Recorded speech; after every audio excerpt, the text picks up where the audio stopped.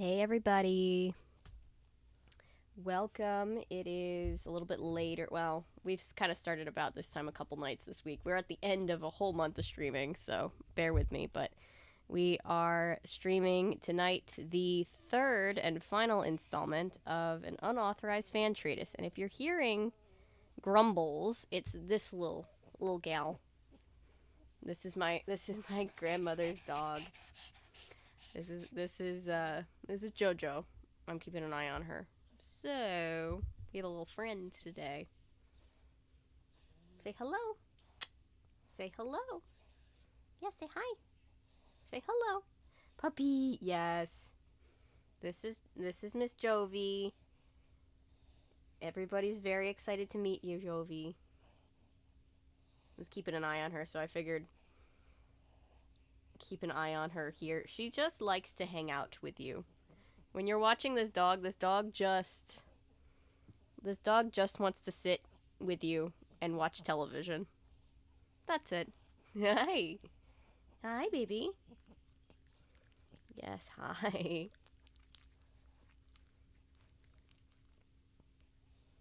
So yeah, so she's gonna be here with us. Oh, hi, doggy. Yes. She's gonna be with us while we read she's gonna be our emotional support for a friend. Yes, hi. I know, you're the most nervous little dog, but you will fight God when the delivery man shows up. Doggo. Yes, doggo.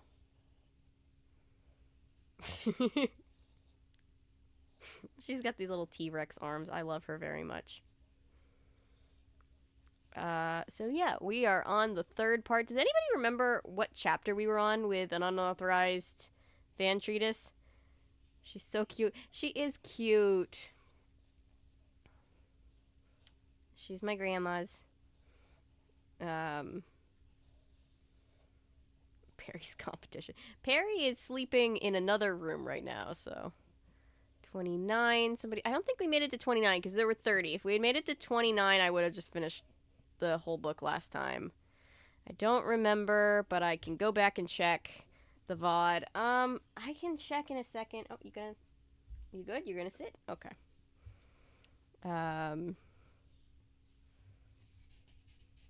Do you want to go down on the floor? No? You don't? She's like, no, I really don't. I would like to stay here.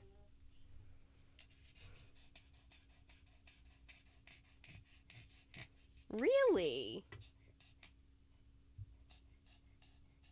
You want to go down and get a drink? Go down and get a drink? Get sips? No, you just want to stay here? Okay. Let's see. Okay, go down, get a drink. Go down. Oh. Oh. There you go. There you go. Okay.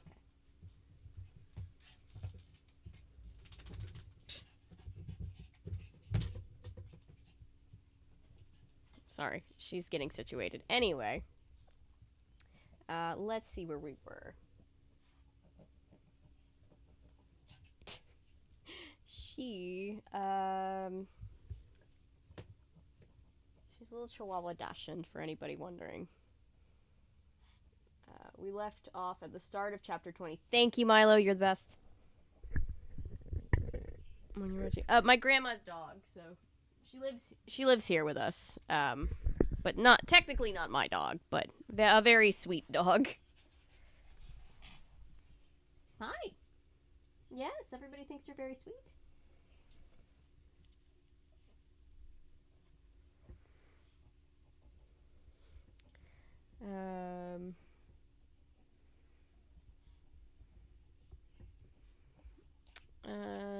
But let's see here. We have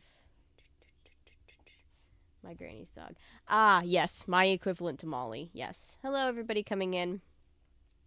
We are. Yes, you can lay on that blanket.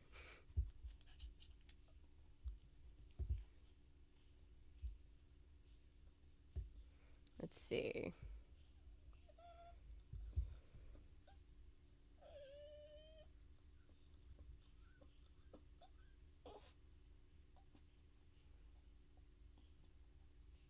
She's probably going to tell me at some point that she wants to go back downstairs to her bed at some point.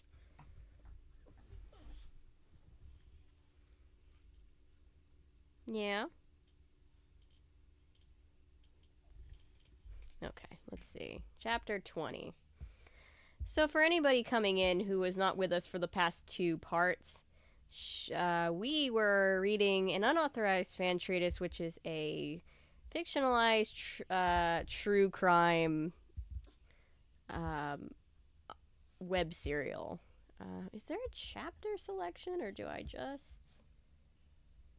Let's see.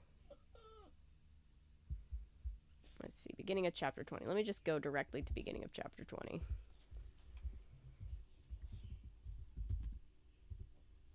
Because I had the link open, and then, of course, it crashed out. Ah, yes, a lead on Tiger Braid. Here's where we were.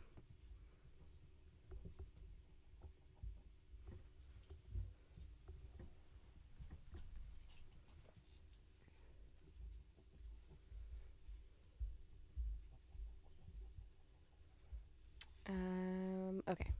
There we go. That's good. Not fighting with coworkers is good. Hi, Jay. I'm good. How are you?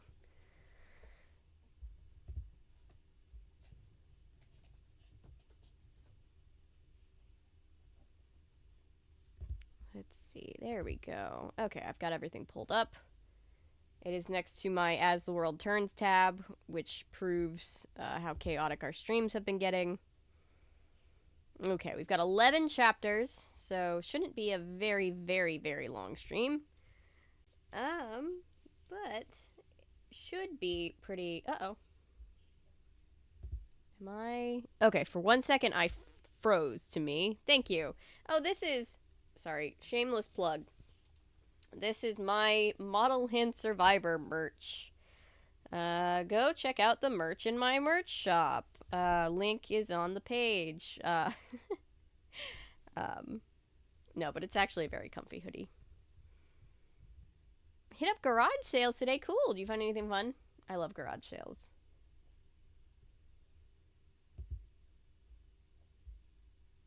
I'm also kind of nosy when I go to garage sales because, like, you ever been to a garage sale and there's, like, one specific fandom worth of stuff and you're like, ooh, they were in that fandom.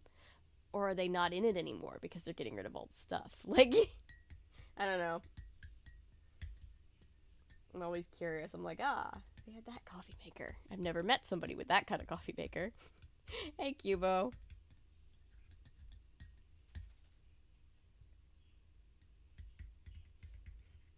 I have my hot chocolate. All right. We're just gonna jump right into it.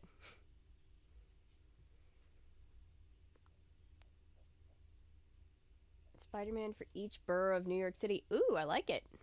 Well, he is a friendly neighborhood Spider-Man, so I can 100% see that there would be ones for the different boroughs.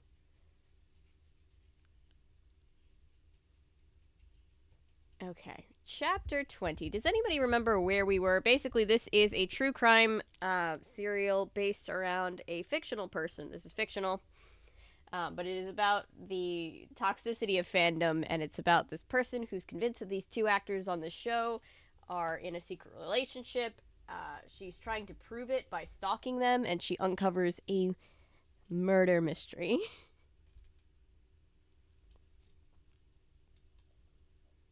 Jojo has decided to lay down on the blanket, the blanket cape that I had yesterday that has fallen on the floor. So, what's up, Doc? I'm good. Gabe was here to film our podcast. If I seem extra tired, it's because we already filmed our podcast. Usually when you see us on Saturday, we haven't filmed yet. We do that after we get off, but we filmed our podcast today. And then Gabe had to leave us, sadly, so just me, and Yeah. So, just a chill stream tonight, finishing up this book so that we can be done. It's been quite a ride so far. So, if you're coming in now and you're confused, I recommend going back and watching the other 2 VODs to get caught up to where we are in the story, because I feel like we're going to be in for a wild ride tonight. All right. Chapter 20. A lead on Tiger Bright. On the 3rd of October, 2018, Gotti Wright says, I've had some sleep and feel slightly more refreshed. Now I can think properly again. I've worked out a few more things about Mr. Dark Web himself, Tiger Bright. This man is not a good guy. Based on his personal deep web shop, Helper, he sold custom software scripts to hackers alongside a whole host of other digital illegalities. I worked out how to organize the shop's products by date, and it turns out that a few days after he hired Rob, this new listing went up in his shop. Legal documentation forgeries, custom job. We can deal with any troubles you're having with providing evidence of your home address, employment status, legal name, police record. Our documents can be used to get you through job applications, child custody battles, immigration, DBS checks, and more. If you need any kind of legal document, we can get it to you. We can get it for you.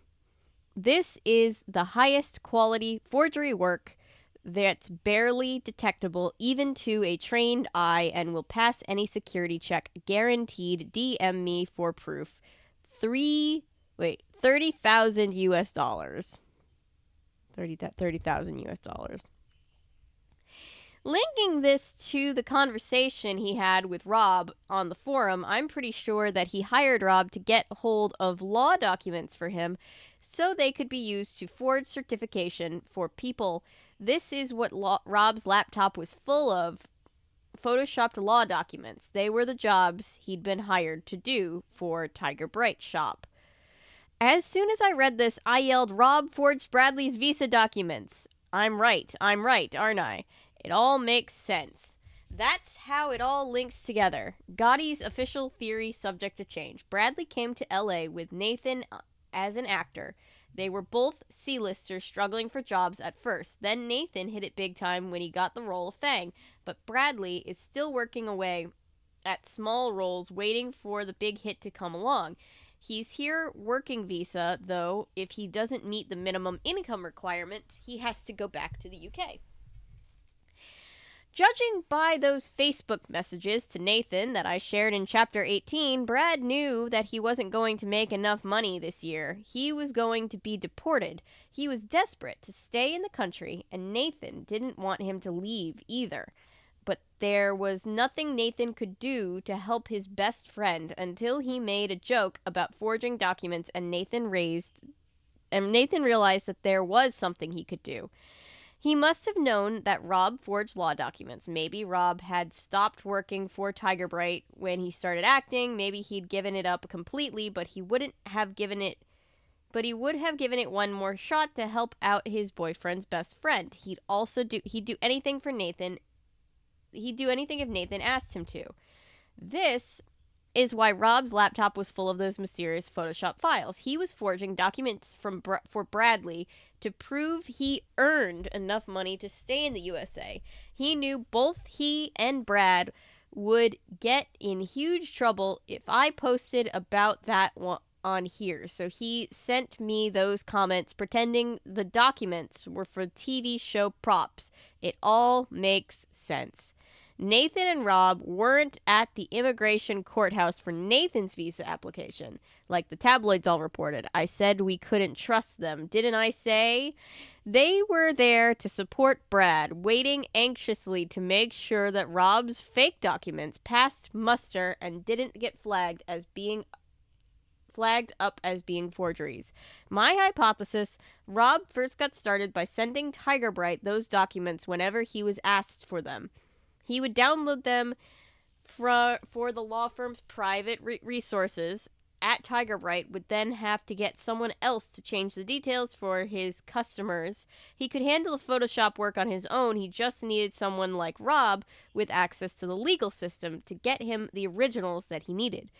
They would have kept that up for a while, but Rob probably got greedy. He will have wanted a bigger cut of the money, so he started forging documents himself and selling them on. As more and more money started coming in, he probably realized that he needed a way to get into his bank account. I think his LiveJournal account was earmarked for money laundering from the beginning. We know that he was working on a copyright case during a summer internship around the time that he started his blog. See Chapter 3. What if he found out about fan fiction and the online fandom community during his internship? Maybe he was required to issue cease and desist notices to fan writers. He explored some of their blogs and saw what tight-knit community fandom was. He would have seen people seeking donations to replace broken equipment and funding trips to conventions. I bet that as soon as he started brainstorming ways to launder his illegal earnings, the LiveJournal community occurred to him. He had enough followers to make a big donation to look plausible if you weren't paying too much attention. If the first crowdfunder, Chapter 5, had worked, he would have carried on doing it regularly, funneling money offline into his bank account. But he got caught in the first attempt, not by the IRS or police, which he would have been prepared for, but the fandom he was trying to take advantage of. He had to call it quits after the first try. He probably moved on to another online community that was less watchful than Loch Ness fandom. I'm sure it worked for him. This is all speculation, of course, but it's a theory I wanted to share. Margot. Comments 8,464. Charlie in a book. Rob is so dumb, though. Is he really clever enough to have done all this? Anonymous. I've looked over all Gotti's sources, and this checks out. Rob's personal Facebook connects to the LiveJournal, as both have the username Silent Wakes. The LiveJournal connects to the email account, which is where the survey website domain is registered. The website URL was posted on the Deep Web forum. It's him, to a small percentage of surety. And I'm not sure he is dumb. His LJ posts are quite clever. His Achilles heel seems to be people. He can never anticipate how much they're going to guess. He always underestimates their cleverness. Ephemeral, Nessie Girl, and Gotti. His plans are good, but not quite good enough, and when he's questioned, he panics and everything falls apart. Jack the Lad. Gotti, by implying that Brad's visa documents were forged, you could be risking him getting kicked out of the country. That doesn't seem fair when you have no actual proof that's true. He's just an innocent bystander to all this. Don't you think you should take this down before someone in law enforcement sees it? They've got to be monitoring your posts by now. Anonymous. How bad even is this really? So what, Rob did some freelance work helping people fill out forms? That's better than dealing drugs, at least. Jamie B. Mayer says, is it though? His documents could have helped run slavery rings or smuggle people out of the country or take children away from their parents in custody cases. Anonymous. Rob wouldn't do that. Fandom at its finest. Little Hux, how do you know? You don't know anything about him. Just because you've seen him joke around on camera or give a funny interview to a journalist doesn't mean you've seen the real him. It's all part of the job, his public persona. It's not real. He could be anyone and anything in real life, and we'd have no idea. Anonymous, does Brad have any social media? I'm going to do some research. Crypto6661, no, but he appears in photos a lot on Anya's Insta. He's always hanging out with her and our boys. Have a look at her story highlights. They all went to see a play together a few weeks ago, just before Nathan stopped going to set. This fandom has become so toxic, I'm out. Wonderfully Bookish says, this is where you draw the line? Everything else you were fine with, but this was your last straw. This? All right, how's chat?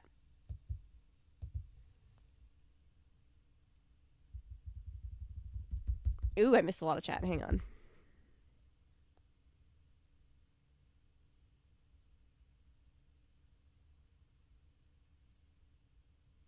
Oh, thanks, Patrick. Yeah, we lived in a really small neighborhood, but we were like encompassed by this really swanky neighborhood. And so going to their yard sales when they had like their big yard sale days, like the big yard sale Saturday on the swanky people neighborhood was so fun because rich people get rid of the craziest stuff at Goodwill at yard sales for like zero money.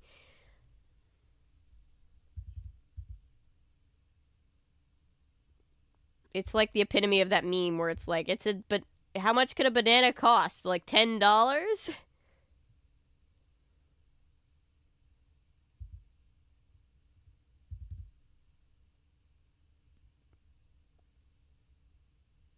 Wait, is the audio not? Oh, shit. Can you guys not hear? Oh, thank God. Oh my God, if the audio had been out for that whole thing, I think I would have cried.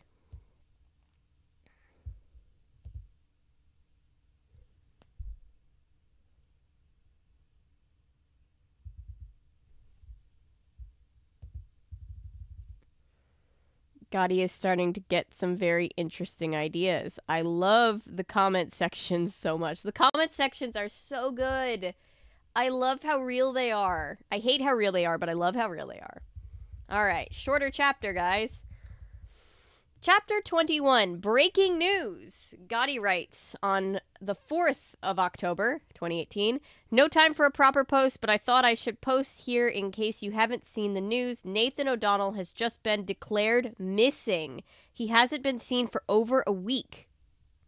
TV actor declared missing. Nathan O'Donnell, LA resident and actor on NBC TV show Lock and Nest, has been declared missing. O'Donnell, 34, hasn't contacted his friends or family since the 23rd of September. He was last seen near Bamboo Boulevard in Los Angeles. He is Caucasian with a muscular build, brown hair, and a full beard. His sister has issued a heartbreaking statement through the LAPD, pleading for the public to contact the police with any information about his whereabouts. My lovely brother says Nathan has been missing for over a week now. We're all so shocked and worried for his safety. We want him to know that we love him and miss him and will welcome him back with open arms whenever he is able to return to us. Please help bring my brother back home to safe and well. Even just raising awareness on social media will help immeasurably. Thank you. Where could a famous person be hiding out is the thing. I don't think Nathan is any longer with us. Fellow actor Rob Hennings is offering a monetary reward if any news leading to O'Donnell's recovery. He said to the press, "I'm very worried about Nathan and will do anything I can to bring him home. I am willing to offer a $20,000 reward to anyone who can assist the public in their inquiries. If you believe you have information about O'Donnell's whereabouts, a dedicated website has been set up to receive messages." I am at a loss. I'm still processing what this might mean. We'll post ASAP. Margot. Comment 7,421. Anonymous. But he's been posting? Nathan has been online. He can't be missing. Anonymous. Haven't you been taking in anything Gotti has been saying? Their social media posts aren't written by them. Anonymous. That's why he stopped turning up to filming? Lilith Fatal. I can never read that on the first try. He's just on holiday. He's not actually missing, is he?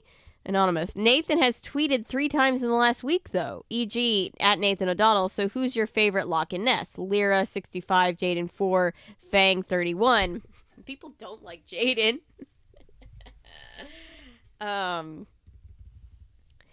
Nathan O'Donnell. Anyone else really craving a TV series marathon right now? What show are y'all loving right now that I should check out? Anonymous. I don't want him to be missing either, but these tweets are clearly written by a publicist. Are you blind? Try a bit harder, for fuck's sake. Tiny Shaz. If Nathan is missing, does that mean he's not going to be at New York City Comic Con next week? What a waste of a ticket. I only bought it to see him. I paid for the photo op and everything. Ugh. Great looking at the big picture. Anonymous. I bet Gotti knew this was going to happen. This whole essay was probably commissioned by Nathan's publicist as a distraction while he was missing to stop anyone noticing. RAIXOTT. Gotti has been involved somehow. The timing of this essay is too suspicious, and there's no way she's actually working She's actually worked all this stuff out just by Googling. She must have an inside source. Anonymous, does anyone else think that Gotti might be Anya? Anya is so obsessed with Nathan and Rob. She's always posting about them and trying to ride on their coattails. She's desperate to be as famous as them. It wouldn't surprise me if she made this essay.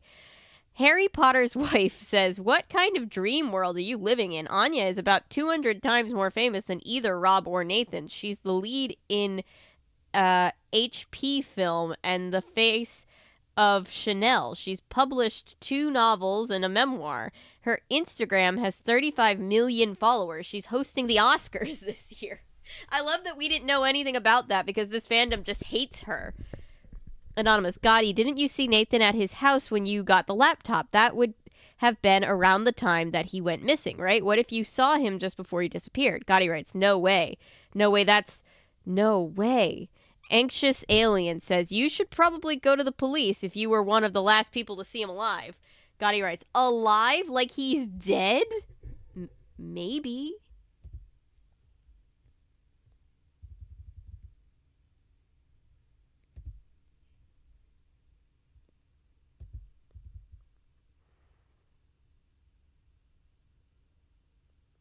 Who does Nathan play? Nathan plays Fang, the werewolf guy? He's the one guy that they think Rob, the guy who's doing all the shady shit, is in a relationship with. Alright. Let me get a drink for a second. Oh, I feel like I'm gonna need an alcoholic drink, but I don't have an alcoholic drink tonight. I just have hot chocolate to make me feel better about life.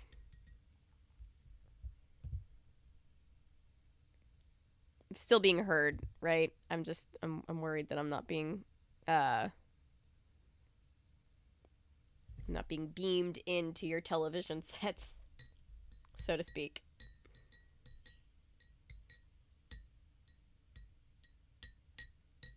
Okay, everything looks fine. I am stressed. This is the picture of stress. It's also the picture of being a little bit tired. Sorry, guys. I'll try to get my energy up.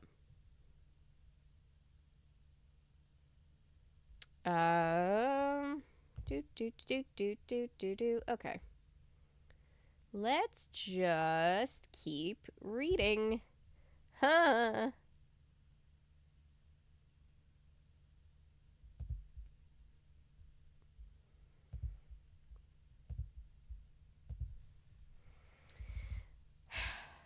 Chapter 22, Overheard Conversations at Home Address.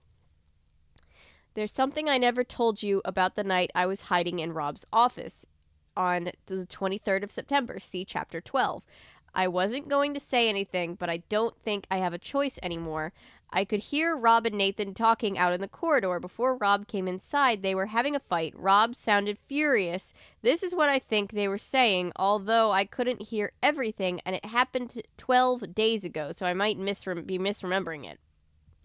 Nathan, unknown. You can't expect me to believe that. Rob, unknown. Nathan, I'm not a fucking idiot. Rob, I'm not saying unknown. Nathan, how did you convince me that unknown? Rob, no, maybe. Nathan, unknown. The minute unknown police. Rob, yes, I don't believe you. I think that they had a fight that night and broke up. Now, I'm pretty sure that they were fighting about Bradley's visa trial. Maybe they were worried it was going to fail and someone would notice the forgeries. Nathan could have been getting cold feet about the plan and threatening to tell the police everything. Maybe Rob went crazy because he was worried that he would have to go to prison if the truth ever got found out. I'm not saying that Rob hurt Nathan. I'm just saying, doesn't it seem suspicious that I hear the fight over something so important and risky, and then Nathan goes missing? What if Rob and Nathan broke up over the court case and Nathan flew back to the UK to be with his family? What if that's why no one has seen him for weeks? Someone recently emailed me with a link to a video of Rob walking down a street at night sometime this month. The date unclear, but there's a billboard in the background for the new film. which has only just been released. I thought I'd share it here as it might be connected to Nathan's disappearance. In the video, Rob is approached by a fan who rudely shines their phone flashlight in his eyes while they record him. This is the ensuing conversation. Rob, get the fuck out of my way. Jesus. Fan, we love you, Rob. Is Nathan here? Where's Nathan? Rob, I don't shitting know, do I? New term to me. Rob barges past the girls, knocking one of them to the side. The video then ends. Oh, I breathe in. I breathed wrong. How did I breathe wrong? Hang on.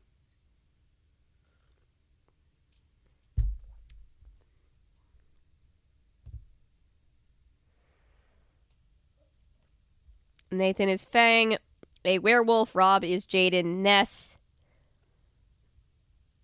A Silky. Anya is Lyra Locke, a banshee, but she pretty well avoids mention on Gotti's blog. Gotti doesn't like that she exists, is the thing. Don't be suspicious. Don't be suspicious. Avery swallowed the wrong air. I didn't. You know when you like breathe in and a little bit of the like spit in your mouth, it's just like, time to try to kill you. I've never heard anyone say, I don't shitting know, assuming maybe it was British because Lauren James is. That's the only thing I can think of. The only other option is that she was like, as if like some fangirl was trying to censor fucking, but to censor it with shitting is kind of funny and not plausible. So I assume it's just British slang. The video then ends. Did he storm out after another fight with Nathan? Was he on his way to find Nathan after Nathan left him? Who knows? Margot. The fact that she's still hung up on their quote-unquote relationship is so wild and so indicative of fandom. Comments, 8,356. Rosa Rodell. Rob looks really upset in that video. What if this was taken after Nathan disappeared?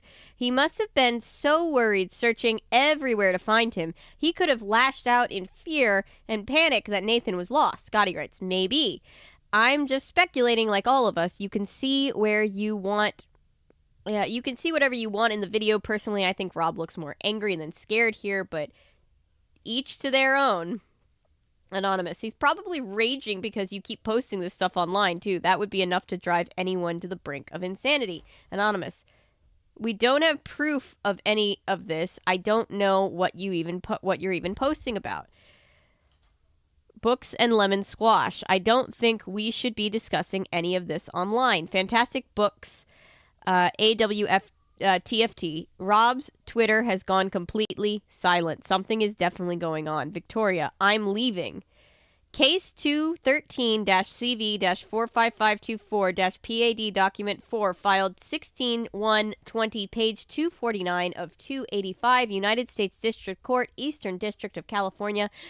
Annotation for Exhibit I. Please note that any hearsay discussed in this document should not be considered by jurors as admissible evidence unless otherwise confirmed by investigators in their case. Hang on, I'm gonna go put JoJo back in her. I think she's getting mad at me because I have separated her for long enough from her little hidey hole.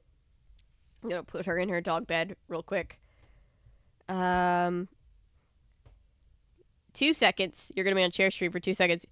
And then I will be back. Talk amongst yourselves. I will see you in a second.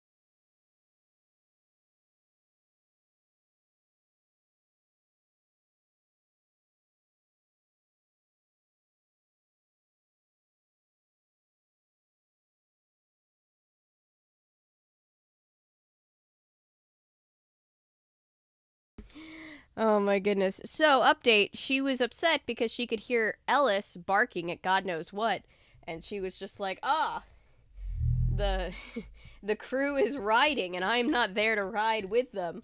So she just wanted to go downstairs, but she also couldn't figure out the cat door. So in frustration, she took the soft case that has my violin in it and dragged it across the bedroom floor to show her displeasure at me for not opening the door for her sooner. So anyway, I'm back. So she's downstairs frolicking with Ellis and the cats.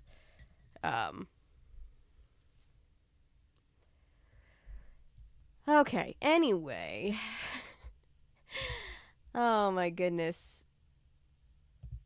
Is it only Saturday? It feels like a Sunday night. I don't know. I feel like I'm off by a day.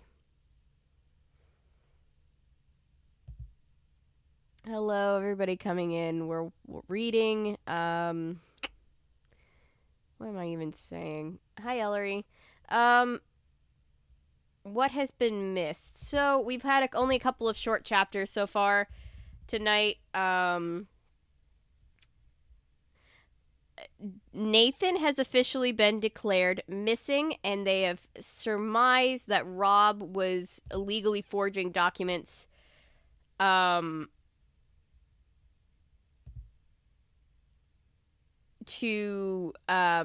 for profit on the dark web. That's what we know. What are some of the finer details to tell, Ellery, chat?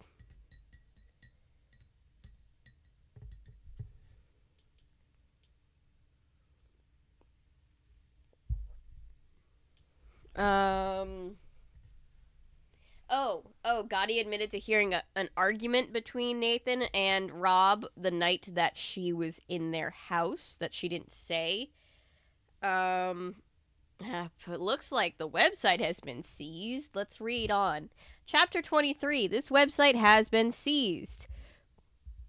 June 10th. Wait, no, sorry. I keep reading it wrong.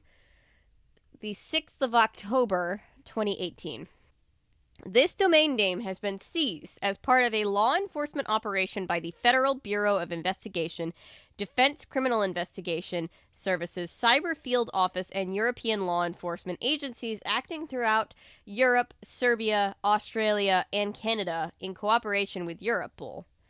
In accordance with a warrant obtained pursuant to a forfeiture order and issued by the United States District Council for the Eastern District of California and the U.S. Department of Justice's Computer Crime and Intellectual Property Section.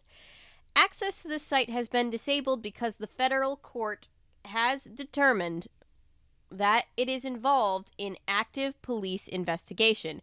Your IP address has been logged. The information can be used to identify you and your location. You may be liable for prosecution. The fact that you have received this message does not preclude you from prosecution.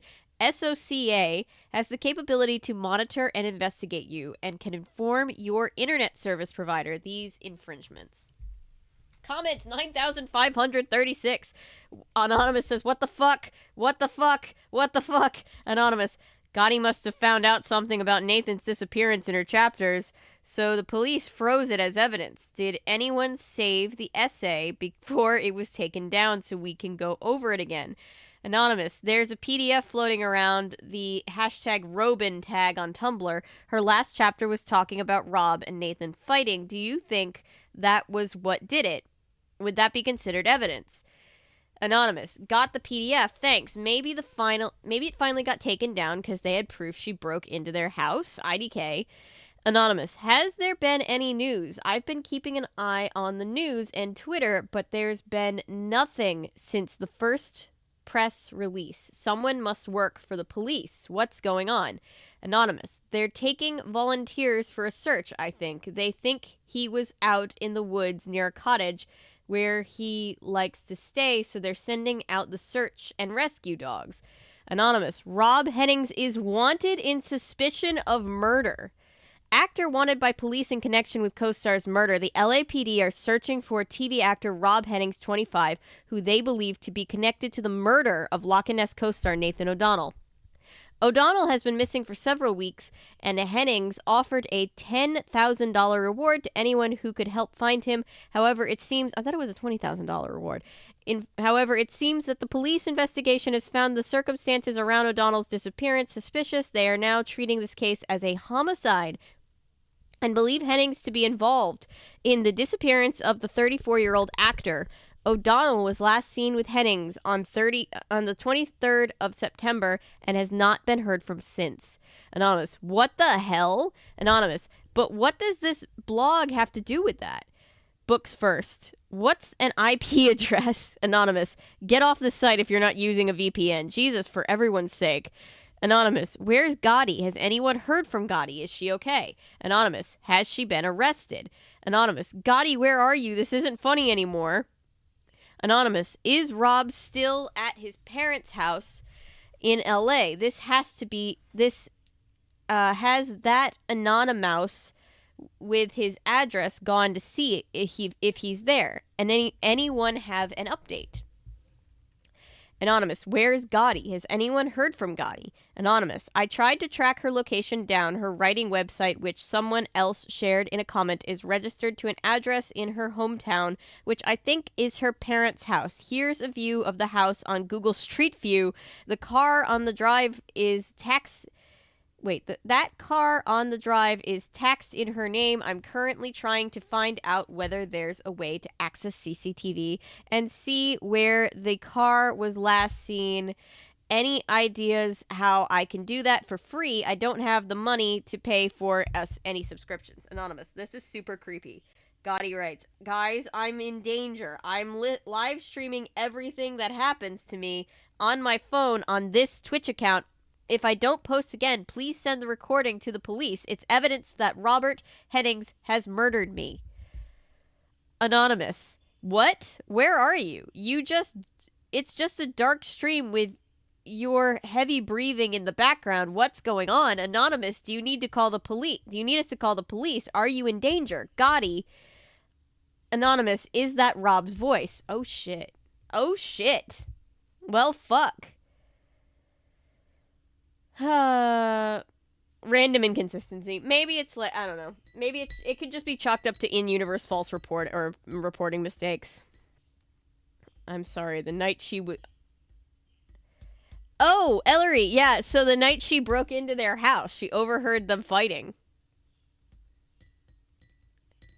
Oh, thank you for posting on the Discord. I'm sorry. I completely forgot. Let me...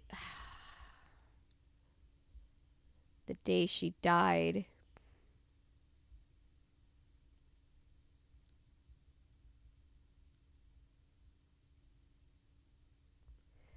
Are we thinking... No, I thought of that, though, but I don't know. I don't know. I'm just gonna keep reading. The day the music died. All right. Chapter 24. Who's ready? Not me. Chapter 24. Twitch livestream. Case 213CV-45524-PAD document 4 filed 16/1/20. Page 253 of 285. United States District Court, Eastern District of California. Annotation for Exhibit J. This is the last known post by Miss Garcia. Please see her witness statement for further information pertaining to the case. Wait. This is the last known post by Miss Garcia. Please see her witness statement. Okay, so she didn't die. Okay. Below is a transcript for the Twitch live stream mentioned in the document. The view is dark. There's heavy breathing for several minutes, then the sound of a knock on a door. Gotti lifts her finger off the lens of the phone camera to reveal Rob Hennings opening the front door of his house. The image is slightly obscured by the edge of Gotti's sleeve. Rob, I knew you'd come. I'm surprised you weren't already here, fucking hiding in my attic or something when you got my message. Gotti, why have you asked me to come here? Do you just want to yell at me and steal my things again? Rob, what the fuck have you done to Nathan? I've been searching for days. I know you've got him. Gotti, I haven't. Rob, tell me where he is. Gotti, I promise I don't know anything about it. I only found out he was missing when the news went online. You must know that if you've been reading my essay. Rob, you have him. Why else would you be trying to make the internet think I've killed him? That argument, why did you post that? Gotti, panicked. They're going to think I did it. Really? Rob, why? Effie, Gotti, whatever your name is. Oh, that's ephemeral. Okay. Whatever your name is, why would anyone think you're involved? You're no one. You're nothing. Gotti, you last saw him the night I took back my laptop, didn't you? Rob, the night you stole mine, you mean? Gotti, just answer the question. Rob, head in his hands. Yes, I haven't seen him since. I don't know what I did wrong. Everything went fine with Brad. It all worked out, but now it's all... Gotti, you think he's left you? Rob, I don't know. Not anymore. It's one thing to leave me, but to leave the show, too? Gotti, did he know about LiveJournal, about me? Rob, he knew everything. He has for a long time, and he was fine with it. That's what makes this so confusing. He's just vanished. His phone's off. He's not at his cottage out in the woods. His parents and sister haven't heard a word from him. Brad has no idea where he could have gone either. He walked off the face of the earth. You were my last hope. If you don't know where he is either, then... Gotti, I'm sorry. I've been looking, but I can't see any trace of him online. I wish I could help, but he's out of my reach wherever he is.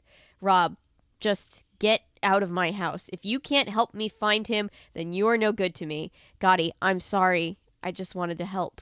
Rob, you've ruined my life over and over again. Why couldn't you just let me have this one thing? Gotti, I'm sorry, I'm leaving.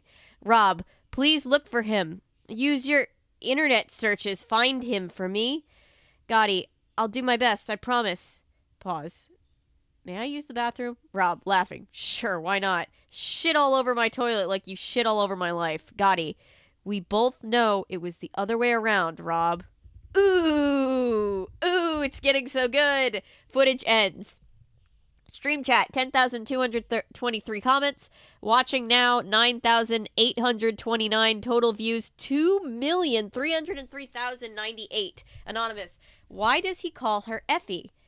Anonymous, what does that mean? What are they talking about? Anonymous, Gotti was keeping so many secrets from us. Only she and Rob know the truth about what's really going on here.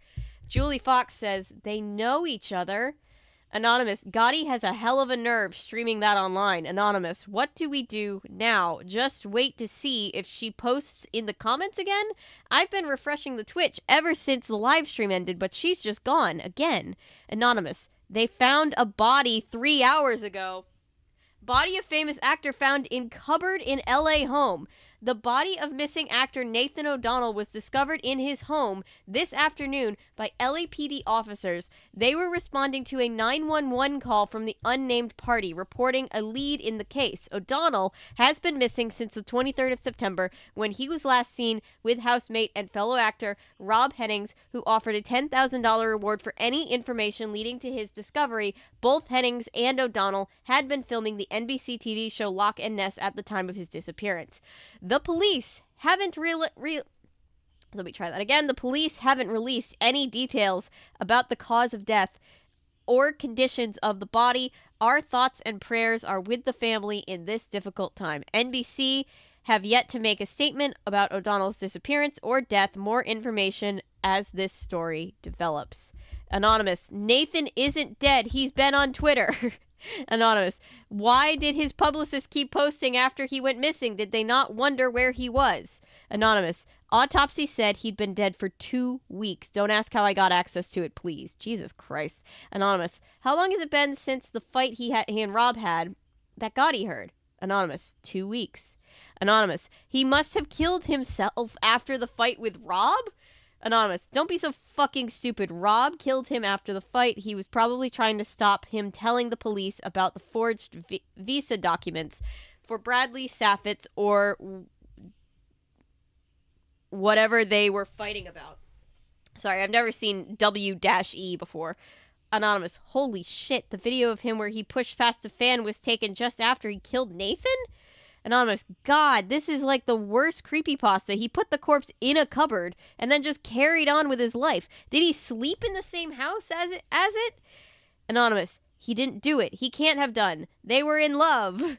Charlie in a book. New update. Rob Hennings has been taken in for questioning regarding a homicide. Actor Rob Hennings detained by police. The LAPD took Robert Hennings in for questioning today. In the wake of the discovery of his housemate and fellow actor Nathan O'Donnell, a body was discovered in the cupboard of their LA home. The police have yet to release a statement regarding the situation. It is believed that they are treating the case as a homicide. Nathan O'Donnell's sister spoke to press today saying, "I'm in a state of shock. I can't believe this is real. How can he be gone? He was the light of our lives. The whole family is devastated." Follow our live feed for more breaking news as this story develops. Anonymous, Rob was literally making an alibi. The Anonymous comments about the TV pilot prop documents, the cease and desist. He was trying to make excuses for the forgeries to remove his motive for killing Nathan. Anonymous, holy shit, Rob really murdered him? Anonymous, what the fuck? He read this essay, realized we were posting incriminating evidence of his crimes, and he tried to put us off the scent with some dumb comments? What a useless murderer. Wow. Anonymous, where the fuck is Gotti? Anonymous, I got hold of the court document filed with the warrant for Rob's arrest. Case 213-CV-45524 PAD document 4 filed 8/10/18, page 1 of 11. United States District, Eastern District of California. United States District Court, Eastern District of California. Nathan O'Donnell versus Robert Hennings. On the 6th of October, 2018, Margot Garcia discovered the body of one Nathan O'Donnell, a Caucasian 34-year-old male, in a detached house owned by Robert Hennings in Los Angeles. The autopsy showed death by skull impact. I'm so sorry. Trigger warning. Trigger warning in case that's not already known or obvious. Estimate to have occurred on or after the 24th of September 2018. O'Donnell was last seen with Robert Hennings on the night of the 23rd of September, allegedly engaged in a domestic dispute. Hennings had been arrested for the murder after evidence was provided by Garcia that the California police. Garcia stands as primary witness. Anonymous, stop posting this shit on here. You're going to get us all arrested. Anonymous, Gotti found the body? Anonymous, it's been nearly a week since Rob was arrested with no news. What are we supposed to do? Anonymous, hi, I'm Gotti's sister. She's safe. She just can't post here right now. No reason for you to believe it's really me, I guess, but I thought it was worth posting just in case this eased anyone's concerns about her. Delia Garcia. Little Hux, do you know what's going on with Rob's arrest? Anonymous, I can't tell you anything about that. Sorry, I'll answer any other questions I can, though. Delia. Anonymous, hi, Delia. I was wondering, did you know she was writing the essay at all? Anonymous, she didn't tell us anything about you guys or this fandom until Rob was arrested. I didn't know she was so good at keeping secrets. Haha. She was always on her laptop, but she told us that she was working on school assignments and college applications. Delia. Crypto 6661. What did your parents say when they found out? Anonymous. Our parents are pretty mad. I think they are terrified because Rob could have so easily killed her too. Mom doesn't understand why Gotti would just go off and investigate on her own instead of asking for help. I would also like to know that. Just out of curiosity. I would also like to know. So, Gotti's mom, if you find that out, please let me know. Hang on, I need to check in with chat. Holy shit. Hi, Bay. Hi, Hopi Joy. Story is really intense. I'm sorry. We're at, like, the climax of a huge, like, psychological thriller.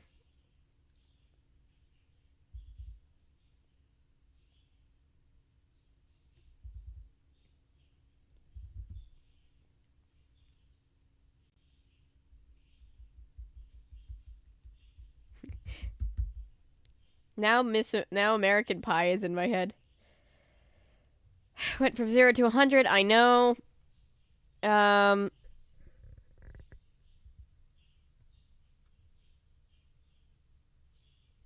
were in on the outing. Hey, my niece let me her headphones. I'm now able to join the stream. Hi. Hi, Bae.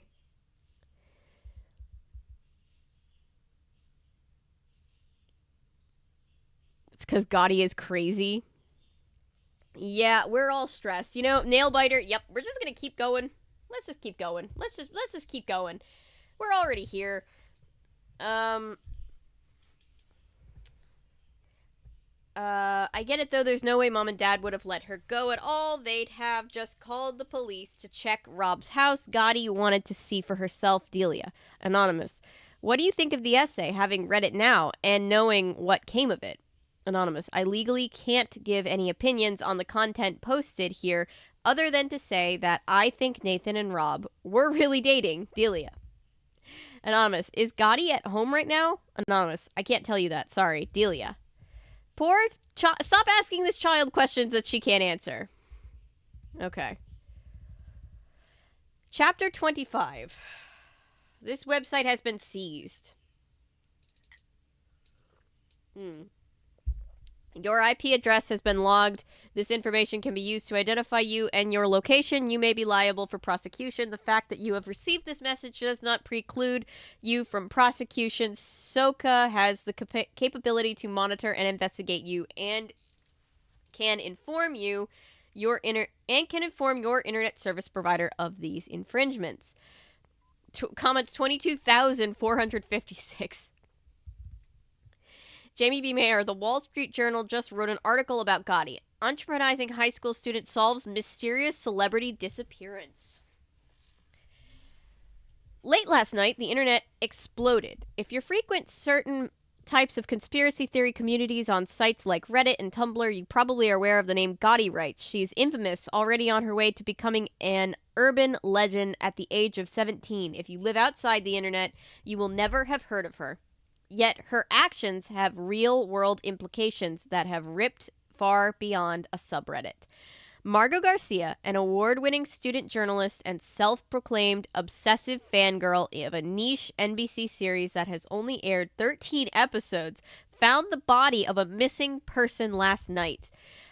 It started back in August when the two actors from the TV show Locke and Ness were seen at a courtroom. Unfortunately, for all of us, the sighting was photographed by paparazzi, sending the fan community into a frenzy of invasive speculation that continues to this day. Oh, I have chills. This was encouraged by the sensation-seeking tabloids who, in an attempt to get more page views, added blood to the water with unsubstantiated claims of one of the British-born actors, Nathan O'Donnell, being deported since disproven. This is nothing new in the world of C-list celebrities, except that in this unique case, the event was the catalyst needed for Margot Garcia to start writing an online essay about the two actors. The essay has since been taken down by the FBI. The essay went viral. Each chapter was viewed upwards of 10 million times, according to WordPress, who hosted the blog on their site.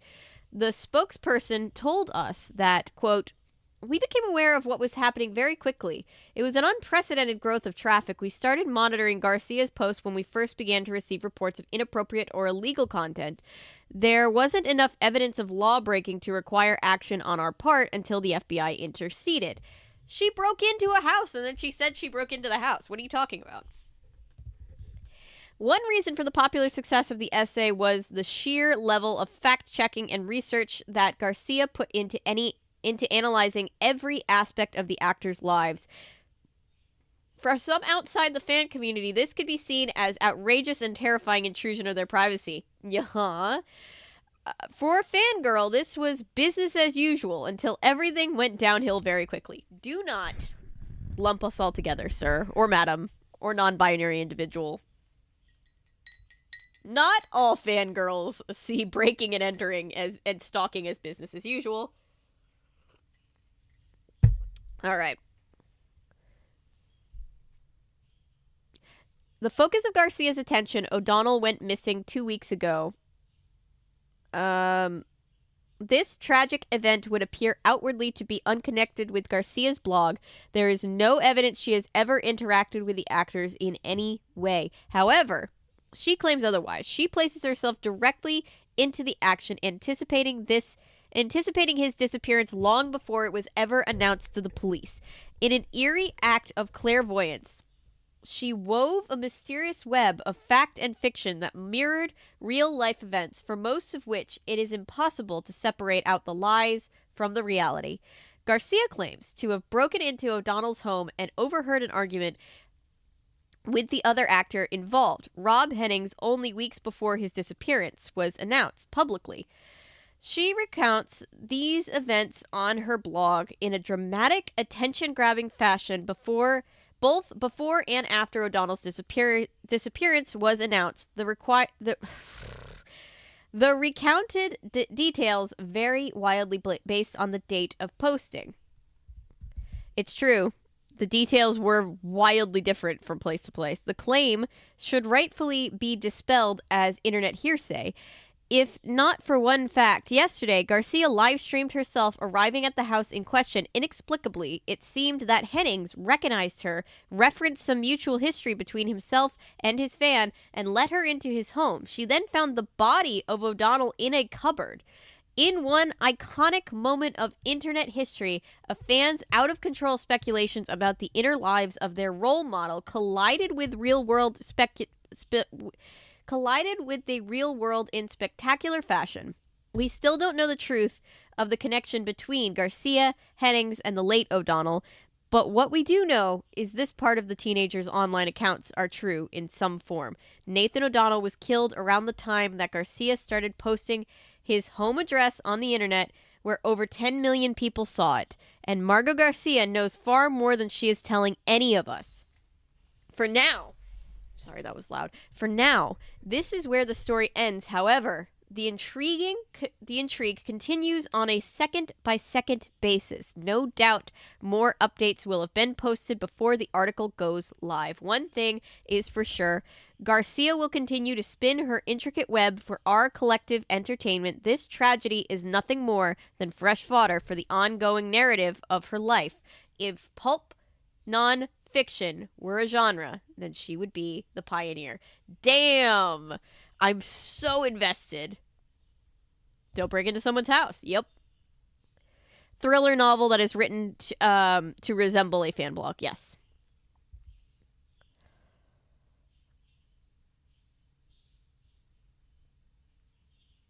Leave Gerbil Girl alone. She just wants to breed her gerbils in peace. She's probably like 12.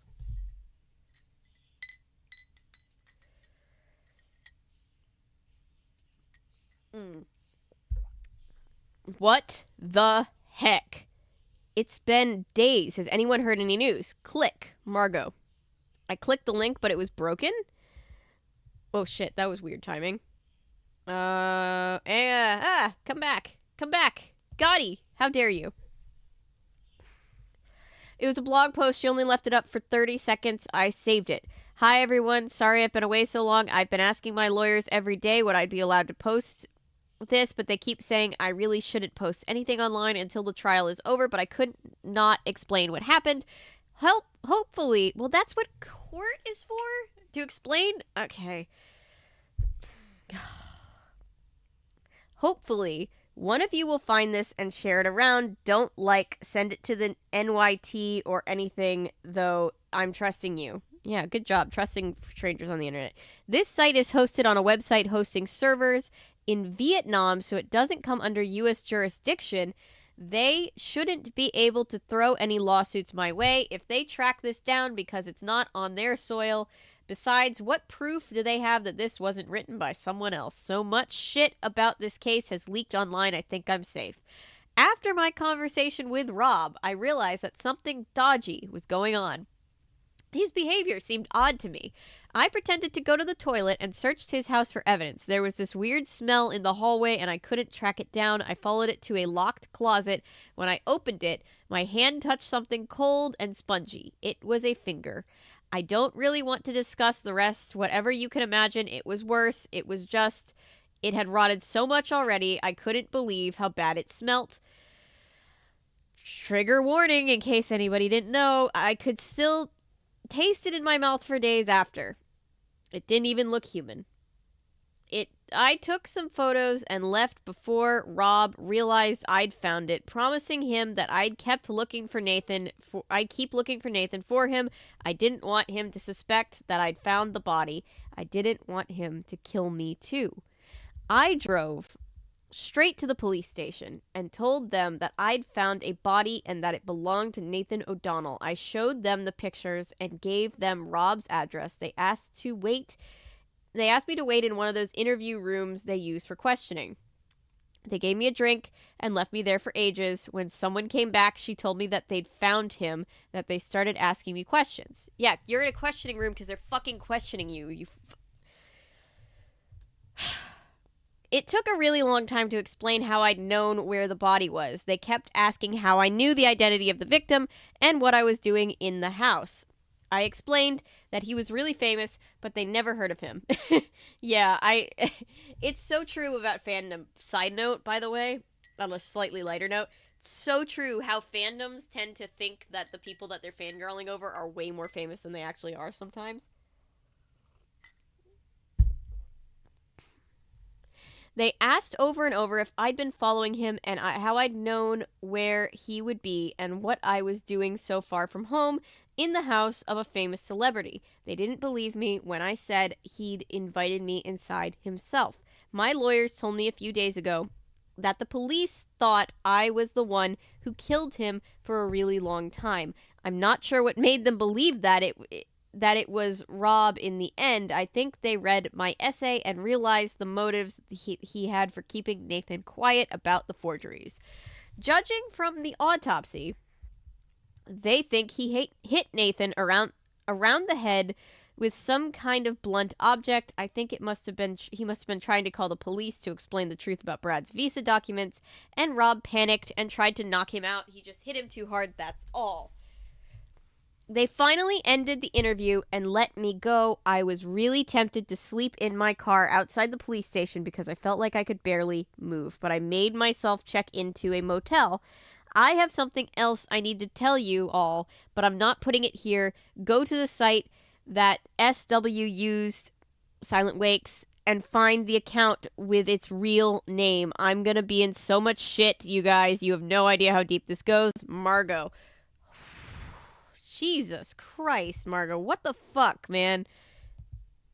I couldn't track it down. I followed it to a closet. Which is it, Margot? Right?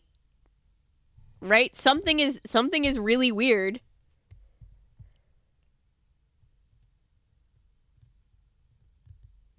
I couldn't track it down. That caught me too. I couldn't track it down. I followed it to a closet. Also, it's weird because, like, where was Rob? Rob was just like, oh yes, I, a person who just killed somebody. Just let her wander.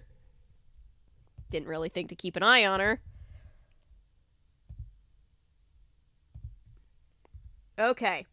Okay, guys. Okay. Chapter 26, New Evidence. Woo!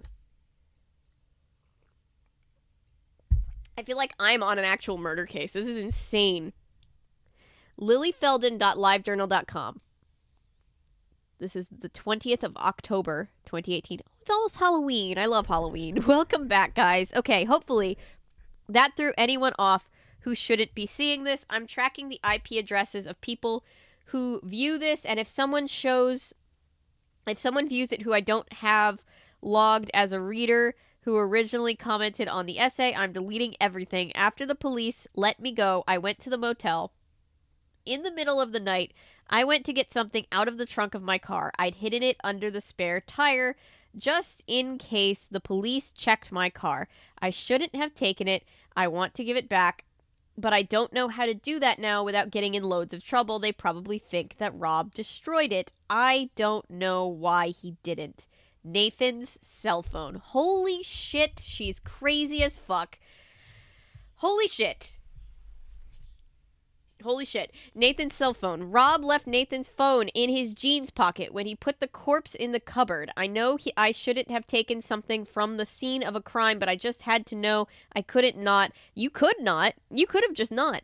I've been investigating these two men for years. I was the only one paying enough attention to their movements to discover the body. I had the right to be the one to know the truth, not some random police officer. I would understand Nathan's messages in a way that no one else would. I know him better than anyone else in the world. It had a dead battery the whole time I was charging it. I was waiting for a call from the police. I was so sure they know I'd taken something from the scene of a crime. His PIN was easy to guess. It was Rob's birthday. This was actually how I got into Rob's laptop too. The password was Nathan's birth date. I checked Nathan's recent text messages first. He had one from Rob at 11:57 on the 23rd of September asking him to come home. That would have been an hour or so after the fight I overheard them have. Rob sent another message at 00. Just after midnight on the 24th asking where he was. The most recent text before that was from his agent answering a question about merchandise rights. There was nothing else. That there is an old conversation I wanted to share. But wait, you said there's nothing. Okay.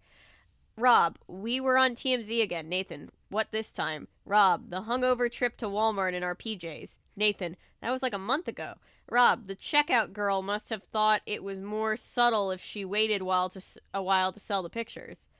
To sell the pics. Nathan, well, that's the last time I'm going back there.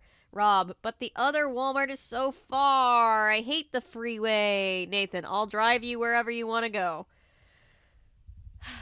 Rob, that's the most romantic thing anyone's ever said to me, babe. Nathan, sweetheart, I love you, but your standards are so fucking low. Rob, I mean, yep.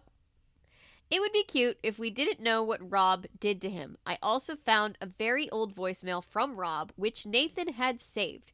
You can listen to yourself here, but here's a transcript. Rob, hi babe, pick up your phone.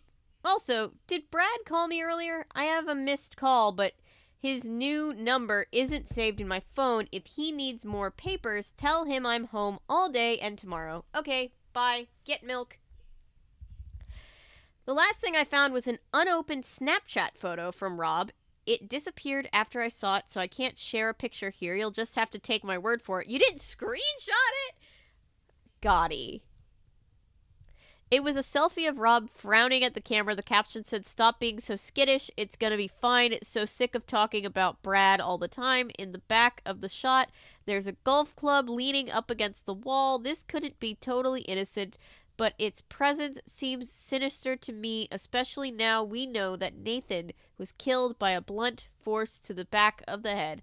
According to the timestamp, the Snapchat was sent only a few hours before I overheard them arguing in the office. Brad's forgeries were causing a lot of conflict between Rob and Nathan.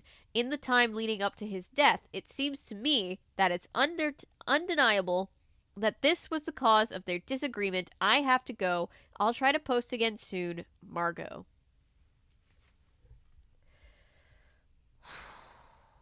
I need a second. Give me a second. Hi, Thomas.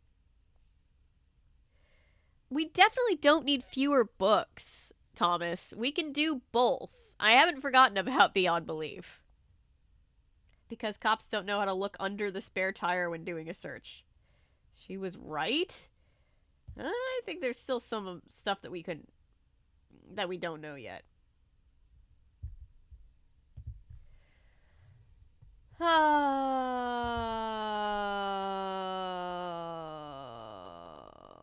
God.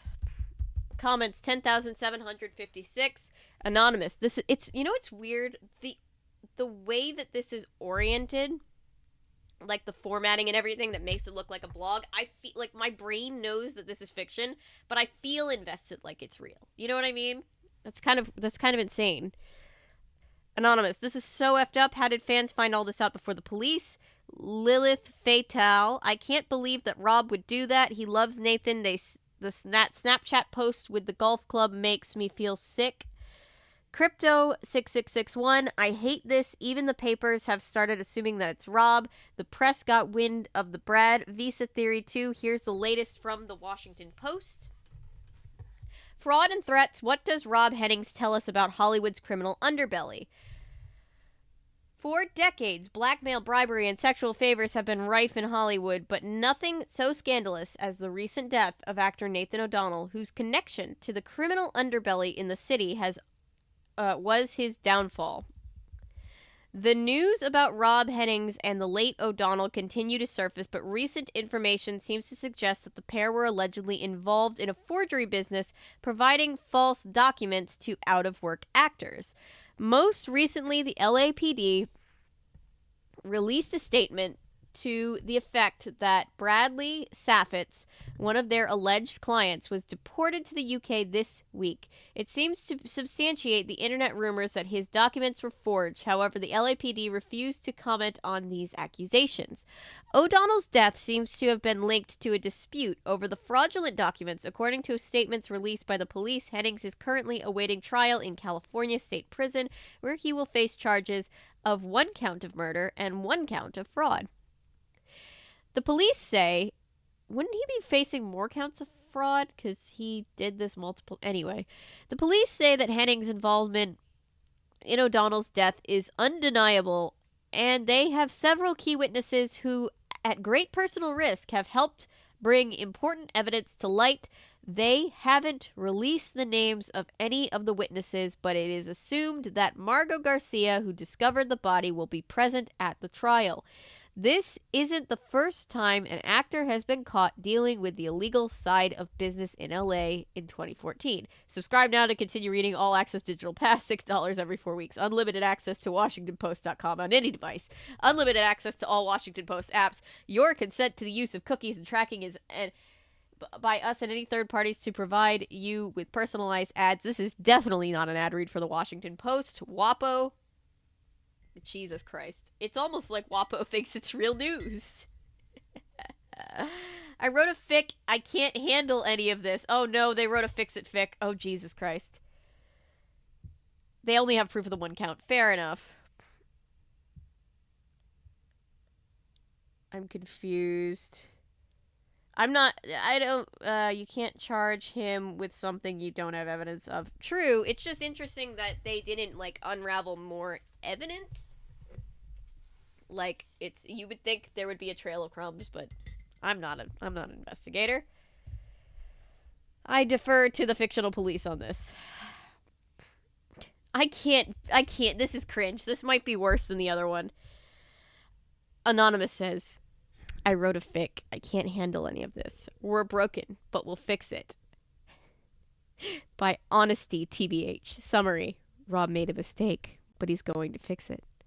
Nathan couldn't breathe. That was all he knew. When he came around, he tried to draw in a breath, and it hurt in the back of his skull. A deep I can't do. This is so fucked. This is so fucked up, but it's not even real. Holy shit. Ha. You can't retcon somebody dying.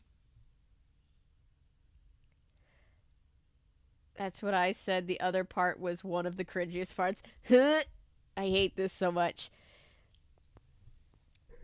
He drew in another breath, panicked this time. He felt dizzy, and the sides of his vision were dark and blurry. The last thing he remembered was Rob. Rob. Nathan, someone said, quiet and unsure. He tried to speak, and a small noise came out that made him black out for a minute. He blinked, trying to open his eyes. He asked. You're awake, Rob said. Suddenly there was a fictionalized Rob, like the fictional character of the fictional character in the fictional work. Did not bring this guy to a hospital. I'm sorry.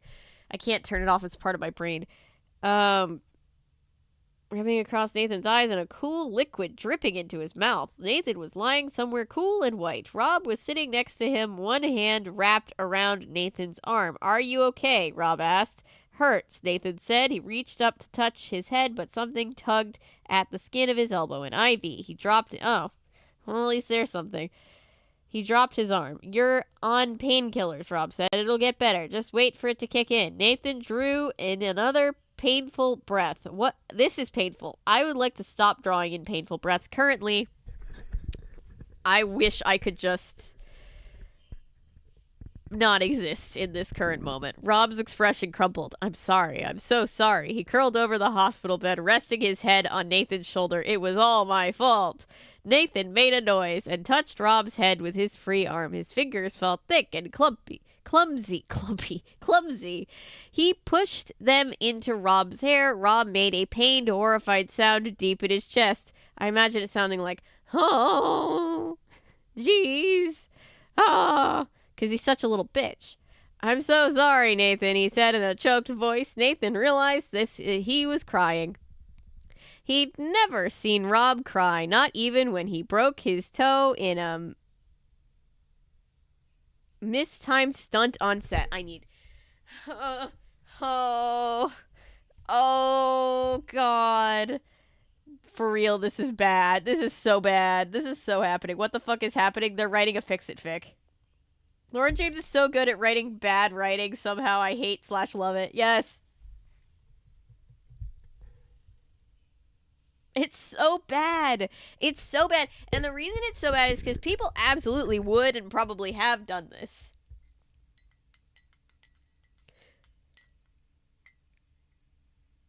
I need, oh. It's not even, this isn't even a real, can you imagine if this was something that actually, fuck whoever this fictional RPF fix-it writer is. I hope they go to fictional jail. It's so scary. It's so scary because people like this exist. Can you imagine? I'm having like a fight or flight. I feel like I'm going to have a panic attack right now. I can't even imagine if this was about a real person. This is fictional, but it's so scary. It's like Black Mirror, like we were saying. God.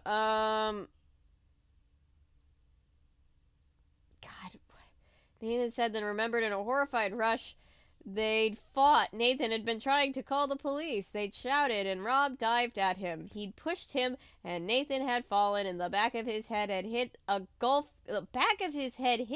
club propped up against the wall. Nathan pulled his hand from Rob's hair and touched his skull. The skin was sore and tender. He hissed. Rob looked up at him, his red eyes damp, and I didn't mean to do it. I just lost control. Cool motive, still murder. Nathan stared at him. He knew he should be angry, but looking at Rob's miserable, guilty face, he couldn't summon up the emotion. Everything hurt, and he just wanted Rob to hold him, to tell him that everything was going to be okay. Imagine shipping a murder victim with their murderer. Ugh. This is like some I don't even know what am I even trying to say? The fangirls that fangirl over that one specific actual serial killer. There's a couple, but that one girl.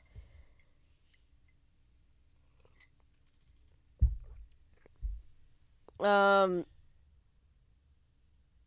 that one guy. Sorry, my brain is so melted. Fuck.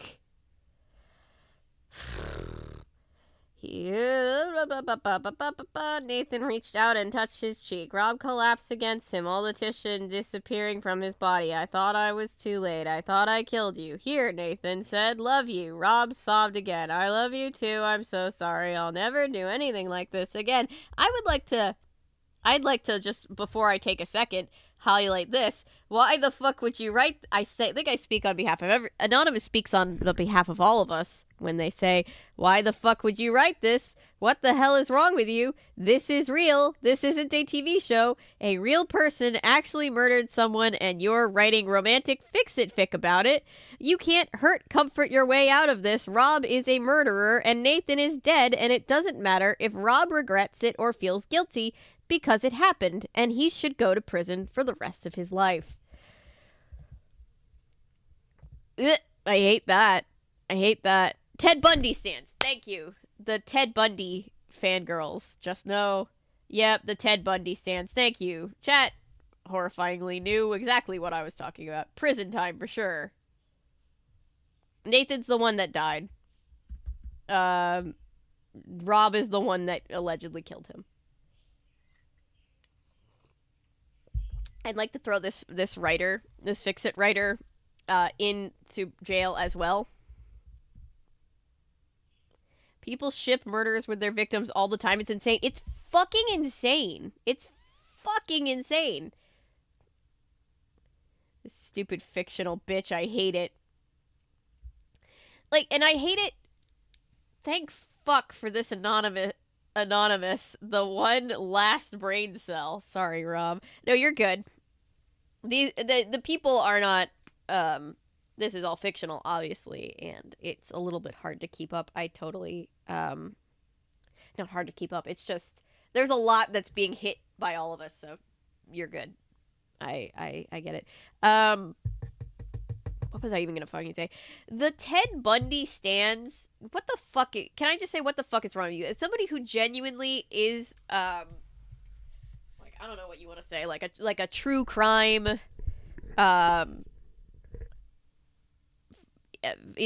follower, I guess. I don't know what the correct word is. It's the final brain cell. It's just, as somebody who is genuinely interested in following cases, because I'm genuinely interested in seeing, like, forensic process and judicial process and, the legal court process, and I find all that interesting, and I like to be informed on that. I really fucking hate people that just see it as just entertainment. Like, I fully get it, but it's just, I don't know. I'm specifically talking about, like, the crazy people that are like, oh, Ted Bundy was hot, though. It's like, shut the fuck up. What the fuck is wrong with you? What are you doing? Sorry, side rant. I agree, hardcore. Right? Because here's the thing. Right? Here's the thing that pisses me off extra, on top of the immorality, which is obviously the main problem I have with people being weird, right, in that community.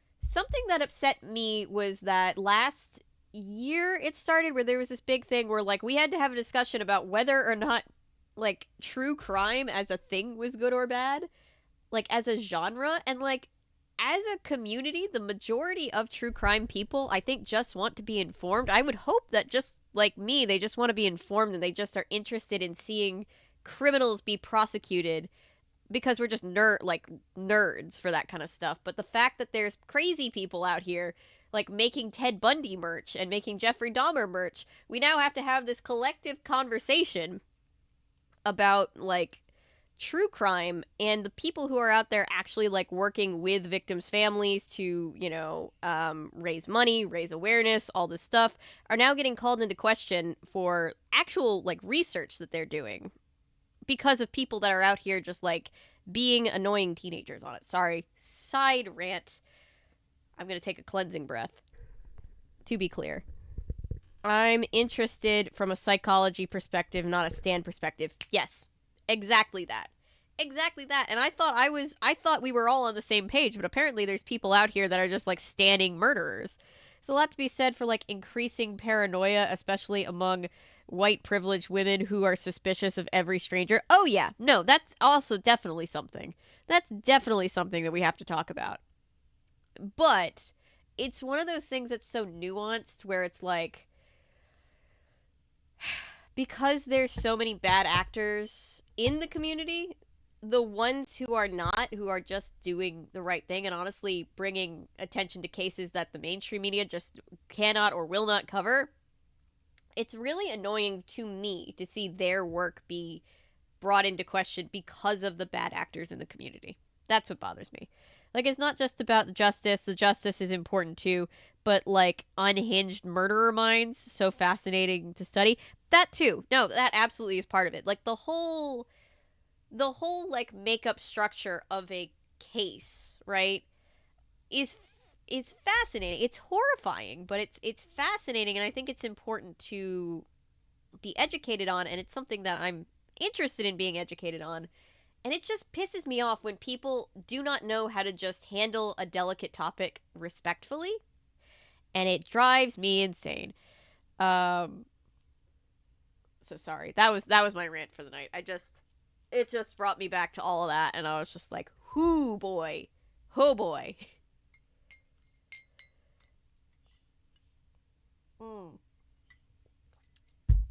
Because this shit, like these shipping murderers with their murder victims actually happens, and it's so terrifyingly disgusting. And there's ooh. Ah. Ha. Sorry, I'm taking a cleansing breath.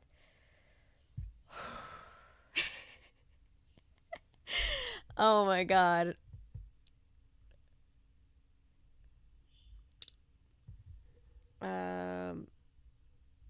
Kittens? Oh, do we need kittens? We might need kittens. This guy on YouTube was all, "You're going to cheat on a chick who listens to your..." I saw that guy. I think there's definitely something to be said for profiting off of tragedy, but there's also, I mean, there might be, I don't know.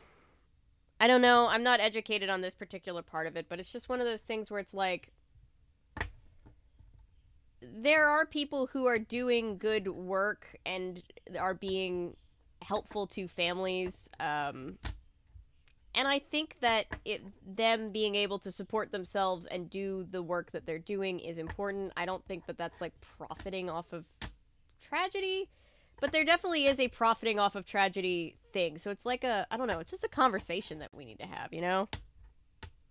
It's a very complex argument. There's no like one like true crime community good, true crime community bad. It's like there's so many nuances, there's so many people in the community, there's so many people who are doing good work and who are not, and it's just a big clusterfuck. And this type of like stan culture around murderers just pisses me off. So sorry for my rant. I apologize. I'm getting kittens. I need kittens right now. Oh,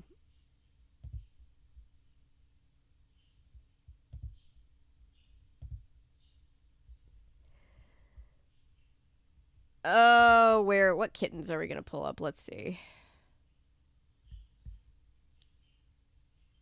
I get assaulted. My senses are assaulted with the most like horrifying, crazy headlines when I log in just to open a new page in Microsoft Edge, and I remember why it always stressed me out to log into Microsoft Edge. Kitten cam.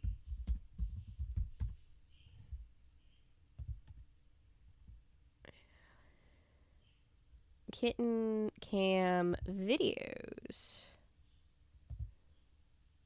Let's see. Oh, little baby kitties. Look at the little baby kitties. Okay, hang on. How am I gonna do this? Let's pop this out.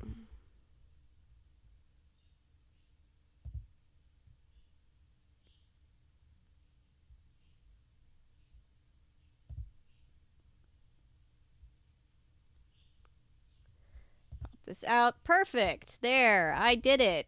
I made it less complicated than I needed it to, than I could have made it. There we go. Okay.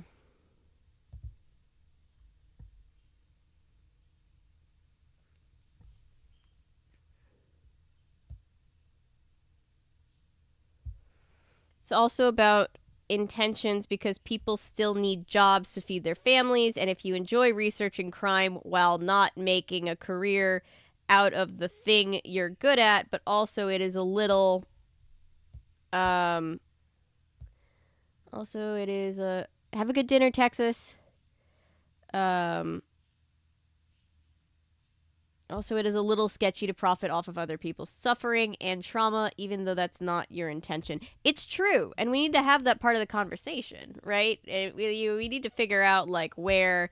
I think that the way a lot of people go about it is very predatory. I have had to turn off videos and podcasts for being too jokey about real horrific things. That's definitely also something. All right, definitely also a part of it, and it's just like, it's this big complex thing, and it's just like,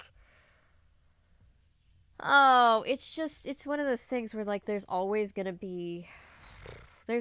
like somebody trying to take advantage of something, and it's just like, I just want to be educated on things that I find that are, important and interesting subjects.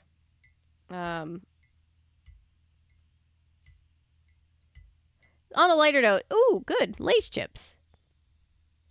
Yeah. So yeah, it's just one of those things that the whole true crime community just needs to constantly be keeping an eye on itself for... I know, I was like, what are Lace chips? I don't know, the true crime community just needs to be policing itself a little bit better. But it's also not something that can be fixed by just being, like, true crime bad, so it's hard, right? Like...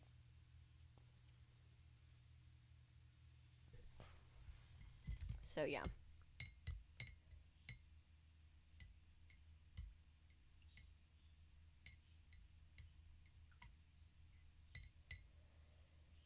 I'm looking at the little kitties.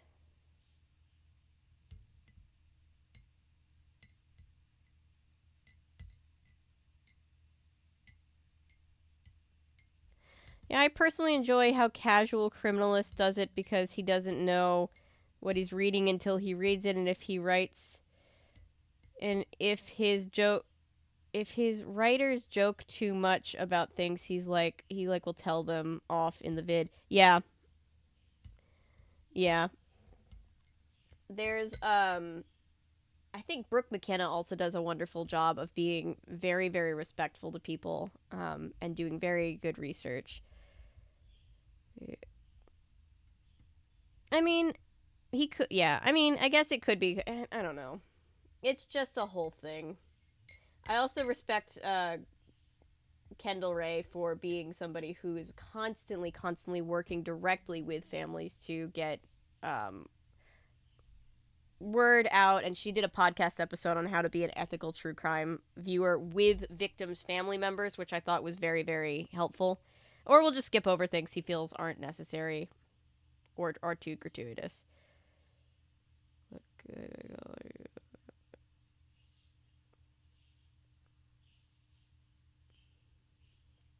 So yeah, it's just a conversation. You guys don't see... Oh, you guys don't see the kittens. Sorry. I'm back. Here we go. Kittens. Kittens. Yay, kittens.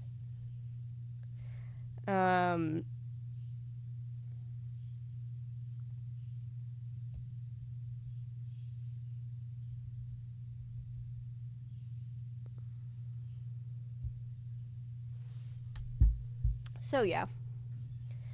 Oh, he won't use the same writers again if he doesn't like something he does, like a 3-strike thing, or moves them to one of his other non-crime podcasts. Yeah, and I mean, I think that's valid because it's like you gotta have conversations. It's sad to say you need to educate people sometimes when it comes to, like, joking about murder, but it, is necessary to have those conversations, I guess. But anyway, let's get back to talking about the fictional murder, because talking about real murder community, crime coverage community is a lot.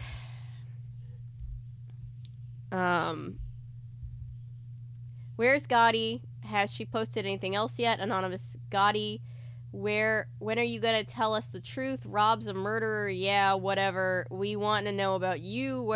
Who are you really? Are you a publicist? Are you related to Millie Garcia? I picked up on that immediately. There's no connection. Garcia is just a common surname. That's also a possibility. This may be useful. I'm a big Anya fan, and I looked at my blog archives to see what she was up to on the night of the murder. I'm pretty sure she was staying at Brad's apartment. The Anya community have suspected for a while that she's dating Bradley Safitz, and it looks like she was staying at his apartment on the 23rd of September. She tweeted that day from the area of LA where he lives, not the one where she does. I wonder if she knew anything about the fight. Gotti writes, holy shit, you're right. She's acting as an alibi for Brad. I don't follow anything about Anya. She kind of annoys me a lot, so I had no idea she was dating him. I wish I'd thought to check up on her sooner. I bet there would have been loads of useful stuff on her accounts. In fact, I just checked and she tweeted back in August that she was going out for dinner to celebrate good news with her boyfriend because he just got approval to stay in the country for another year. If I'd been keeping an eye on it, I might have connected that with the visa case back when we thought it was Nathan. Erg. RIAXOTT, this is the weirdest case of gender inequality I've ever seen. LOL, support women, Gotti. Hack their accounts too. Don't be so sexist. Anonymous, when are you going to explain what was going on in that Twitch live stream? What were you talking about with Rob? What did he know? Why did he know you? Gotti writes, password is the flower. I don't know. Password to what? What is going on? Victoria, the full stop is a link. Oh, Jesus Christ. Guys, I'm stressed. Chapter 27, the truth at last. Finally. Oh, shit. No, don't open my... I don't... Hang on.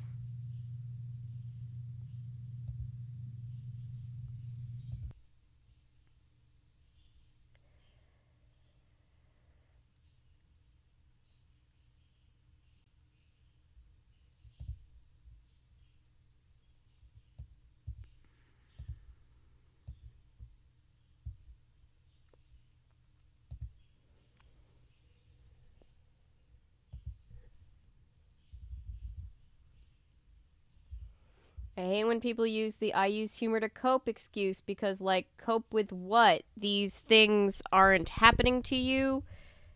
They're still upsetting topics, though, not saying there's not a line that shouldn't be crossed, but still say there's nothing to cope with because it didn't happen to that person is kind of...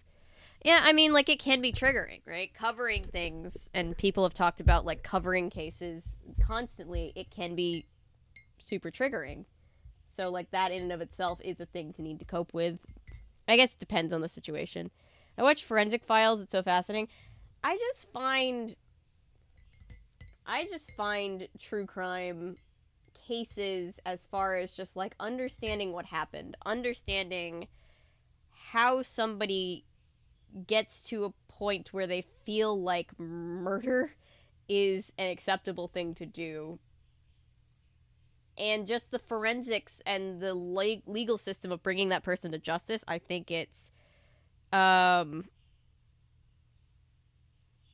interesting, and I think we should be able to stay informed on that without people being predatory about it. And it's just, people can make things so much more complicated than it needs to be. Like, one of my college professors was a reporter for the O.J. Simpson trial and admitted to having needed therapy from just reporting on it. I've heard that from a lot of people, yeah. That, like, you need therapy after you cover something.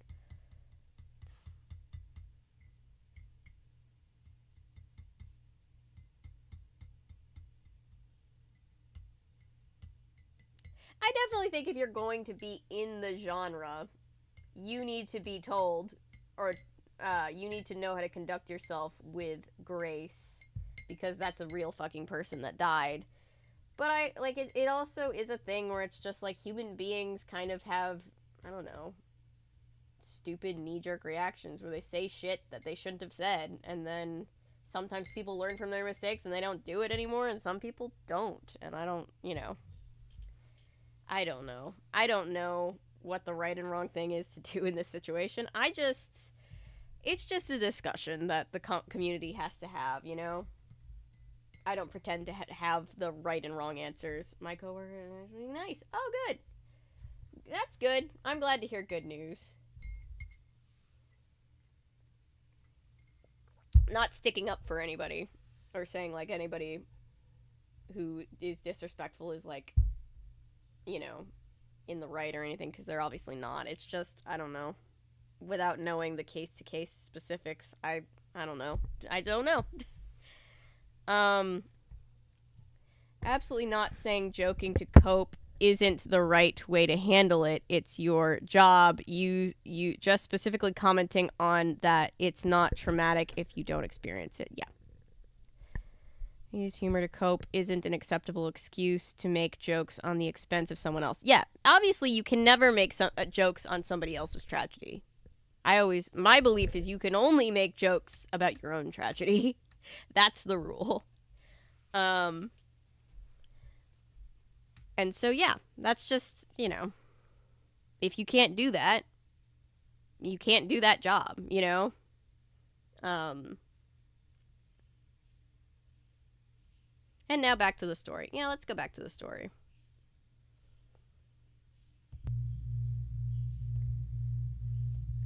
Let's see.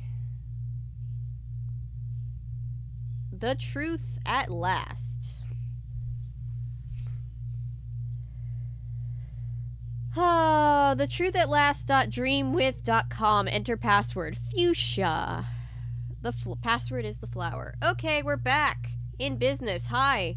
I'm home right now. I have to get back to LA for the trial. The lawyer I've spoken to seems very certain that Rob will be found guilty. I used to be such a big fan of Rob's. Part of me thinks that I was a better, truer fan.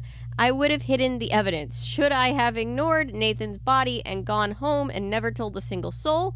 Let Rob bury him in the woods somewhere and hide the whole thing from the world's ugly gaze? He had more than enough chances. I don't understand why he just left him there for so long, nearly 2 weeks. How could he be so cruel to someone he cared about? Did he invite me over because he wanted me to be the one to find the body? Was part of him hoping that this would be the outcome because he couldn't stand the guilt? Have I helped him in some way? There are the things I keep thinking over and over in an endless loop. I don't have the answers. I don't know how to feel about any of this. My future in the fandom. I've been thinking about this a lot over the last few months, and I've decided that I'm not going anywhere. As long as the Locke and Ness fandom exists, I'll be here. I still care about Rob. I still love Nathan. He isn't dead, at least not in the fandom. There are enough fic and gift sets and videos to keep us going for years and years. NBC have announced that season 2 is going to be aired next fall after it was taken off the schedule out of respect for Nathan in Locke and Ness. Rob isn't a murderer. He's our favorite boy, Jaden Ness, the way he's always been. I know that version of him isn't real, but when is a fandom's view of their favorite actor ever real? It's always an illusion to a constructed persona and act designed to please the fans. How is this any different? I found that I can ignore the truth for the sake of my OTP. It's like I've drawn a boundary in my mind between the fandom's Rob and the real Rob. They don't even feel like the same person anymore. Real Rob is going to prison where he belongs. Fandom's Rob is good and kind, and I am going to care about him for a long time. Taking responsibility for my actions. Is she going to do a YouTuber apology? Is this what this is? I hate her so much. I know, right? Ugh.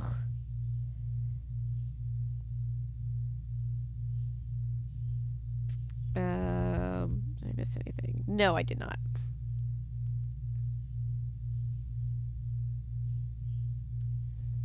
Yeah. She's so cringe. I hate it. It's like, oh, I can look past the fact that he's a fucking murderer. Over the last few months, a lot of people have told me that I've done bad, illegal things and that I should be ashamed of myself. I've broken the law, stalking and hacking and stealing documents and files. I've invaded many people's privacy and revealed confidential information to the whole internet. There's an annotation. Honestly, most of the time I knew I was doing things that I shouldn't be doing, but I didn't care. I still don't care. This essay is the best, most exciting thing I've done in my entire life. I wouldn't change a single thing about it. It was so worth it. Fandom keeps me alive. It consumes me every waking moment. I'm always thinking about it, always planning. I wake up smiling, excited to get on my laptop and get back to work. When I look at the depressed, miserable, moaning, stressed people around me, I feel unbelievably lucky to have found the thing that makes me truly incandescently happy. It's too precious to throw away just because it's a little bit wrong. Everyone has a guilty pleasure, and this is mine. It's not an exaggeration when I say that fandom has taught me more skills than anything else I have ever done, including in my entire high school education so far. This essay is the best thing that ever happened to me, and I am willing to sacrifice Nathan and Rob for that. I do not feel the least bit guilty about treating Rob and Nathan like public commodities. God, I hate her, because that's exactly what they chose to be. No, they didn't. No, they chose to do what they were interested in doing, and everybody else pushed the public commodities part on them. They knew that they would lose all their privacy and for the rest of their lives when they became actors. But they shouldn't have. That's not okay.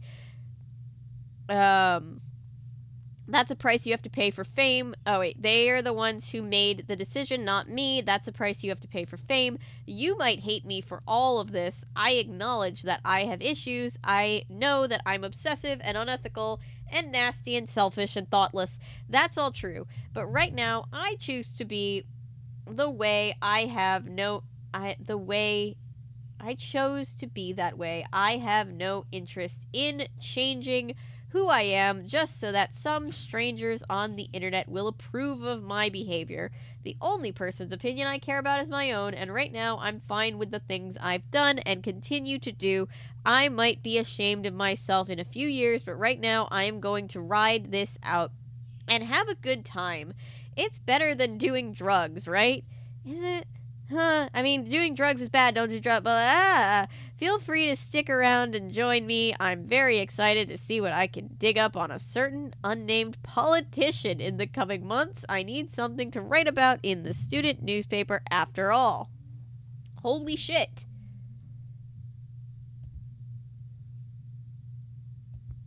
This chick cringe. The little void. I know, look how cute. I'm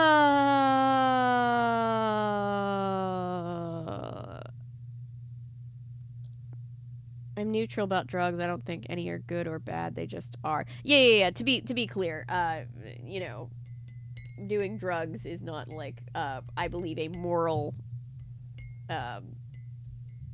good or bad standing. It's just probably most doctors will agree they're not good. Certain depending on the drugs, they're not good for you, but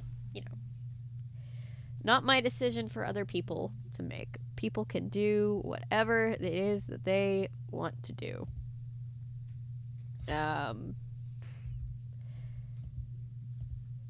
I just meant I'm not advocating for drugs when I was just like, no, this is definitely worse than drugs.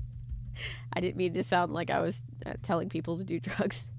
For everyone asking me to admit that I was really Rob's publicist trying to create drama for the fandom before the new season aired, I'm very flattered. NBC probably do owe me a few $1 million in backdated publicity work. If I did work in PR, I'm either doing the best or the worst job ever. The truth is, I'm not anyone special. I'm not a relative of someone in management or Nathan's ex making up lies to try to ruin his image. I'm just a normal girl in her bedroom with a laptop. I have no insider connections to help me write this essay, but I do have some skin in the game, I suppose, a little bit. I was ephemeral back in 2014 on LiveJournal. I was 13 and precocious, and I wrote a fic about Lyra and Jaden from this book series I borrowed from my mom. I started following at Silent Wakes early on. He was huge in the fandom. Everyone followed him. When he posted for his fundraiser, I used the money I was given for my birthday to donate $10 to help him move away from his horrible parents. It really upset me when I saw that someone had given him $13,000. I wished I'd kept my money for myself. That was why I was paying enough attention to notice that he was using a sock puppet. That's why I was the one to prove it. But then Silent Wakes turned around and accused me of plagiarism in a fic I'd spent 6 months writing every day after school. He took that fic that I'd been so proud of writing and ruined it for me. I knew that he was lying but I had no way to prove it. I couldn't exactly say that I was only 13 and had never even read the book he was accusing me of copying. I just panicked and deleted my account. I knew that he must have been doing something illegal with the fundraiser, but I had no idea what. I didn't know how to prove it to anyone else either. I was mortified.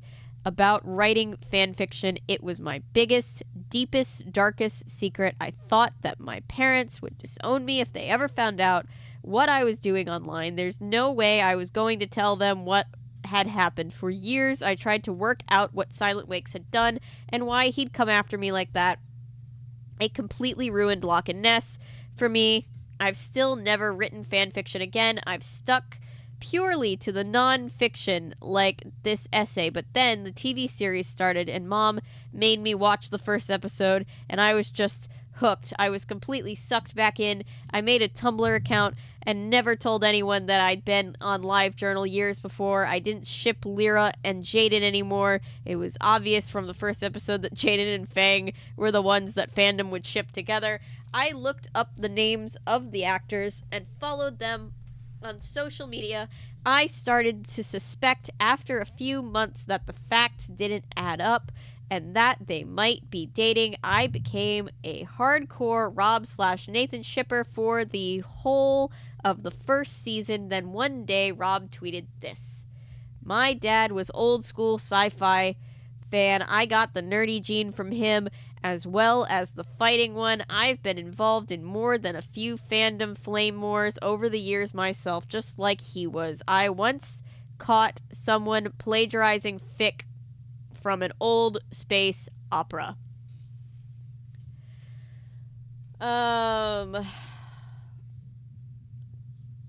Dad used to make these lithographic zines, though way more arty than me. Oh, zoom in on the cats. Okay.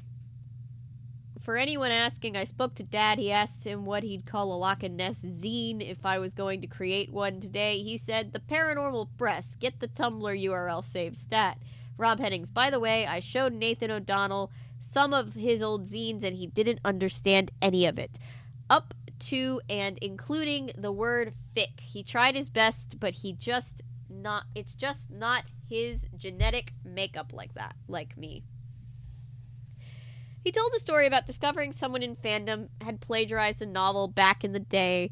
Reading a tweet was like a blow to the heart. I was probably the only person out there who would remember the incident, the only person who knew the names of the users involved, because I've spent 4 years obsessing over what happened, knowing I was wronged, but unable to prove it. I still had all of Silent Wake's posts saved from when I was trying to work out what he had been doing with the fundraiser, so I transferred them from the backup copy of my old laptop's C drive, which was saved on my dad's storage hard drive. I started going through them, searching for any sign that Silent Wakes was the person I hated more than anyone. The person I hated more than anyone was Rob, my Rob, beloved Rob, who I'd been in love with and lust with for months. That's where the blog entries come from. The hard drive. You can't access most of it online. I lied about that. When I realized it wasn't really him, I was furious, completely livid. I'd always hoped that whoever Silent Wakes was in IRL, they had a terrible life. I'd wanted him to be a completely miserable. That's what I told myself when he was probably some depressed, sad little internet dweller who never left the house. But that wasn't true. Rob was a famous actor, the sexiest man of the year. He was rich and popular and gorgeous. It wasn't fair. None of it was fair. I was desperate to share the information online and get people as angry as I was.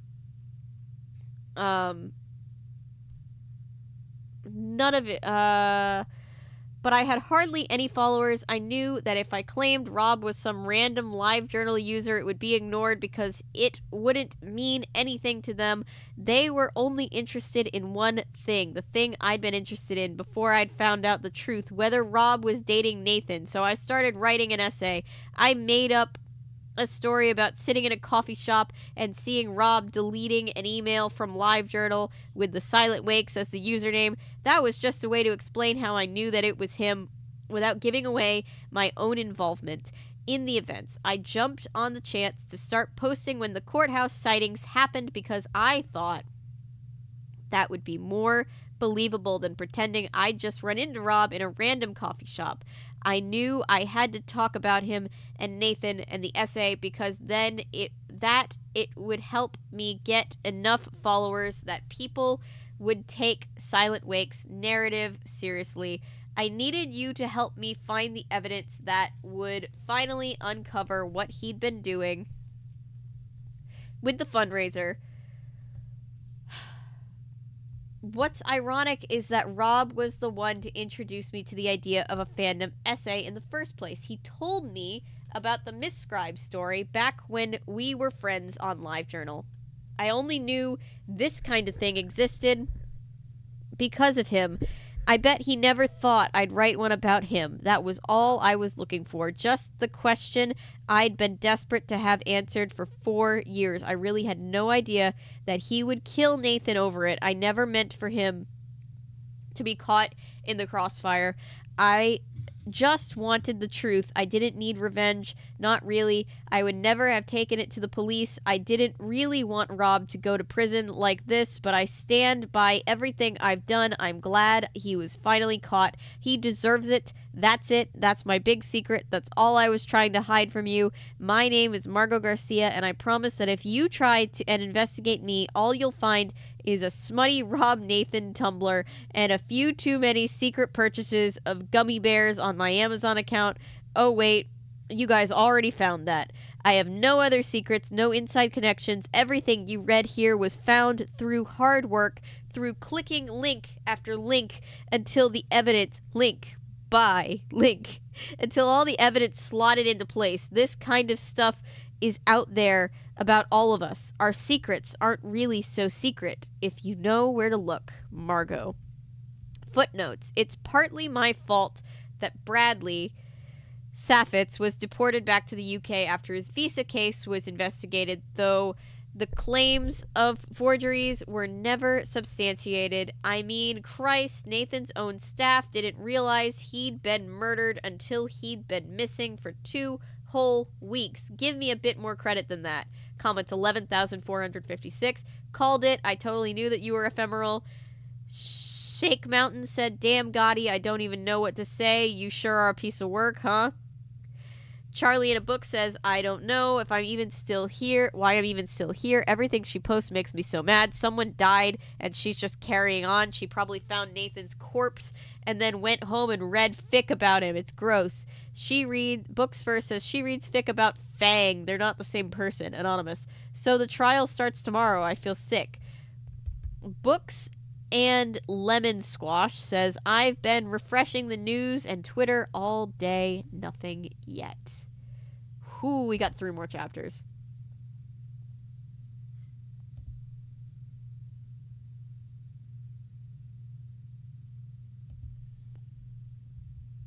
Nonfiction, right? Jesus Christ.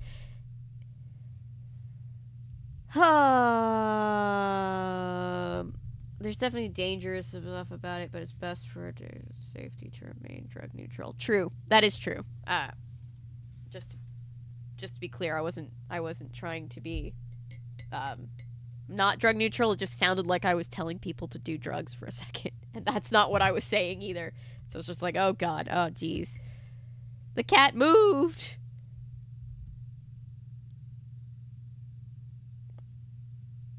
Nonfiction, right? Feels so good that I have it. I'm sorry, I don't feel bad for her at all. If any of you are unfamiliar with the Miscribe story, I highly recommend it. I don't really know a whole lot about it. I've heard people talk about it in passing. But I can't say that I know too much about it. She just wanted to know if they were doing it. No, she didn't. No, she didn't. She made all of that up because she wanted revenge.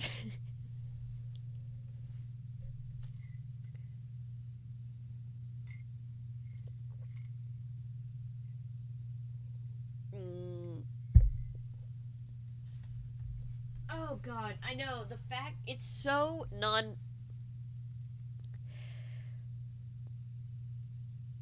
it's just so it's so good, but it's so bizarre how it's kind of chaotic. There's some good videos about the misscribed thing, though.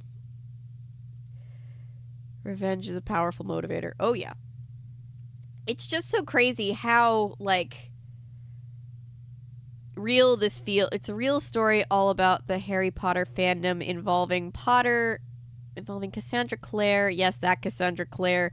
And a woman who was desperate to be Claire's friend. Ooh, okay. I'll look into it when I have the chance. It's crazy to me. Like, I genuinely feel...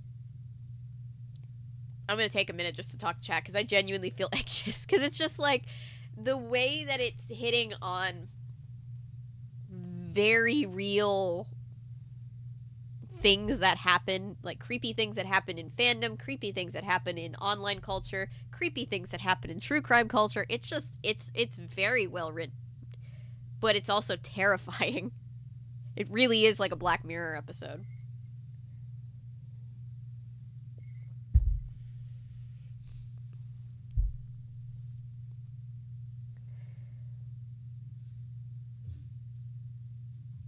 Do we think Rob is, or Gotti is the real killer?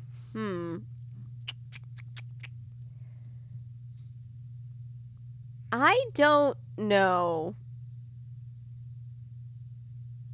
Because Rob thought she killed him. That's what's interesting to me. One of them was, like, lying to the other one's face.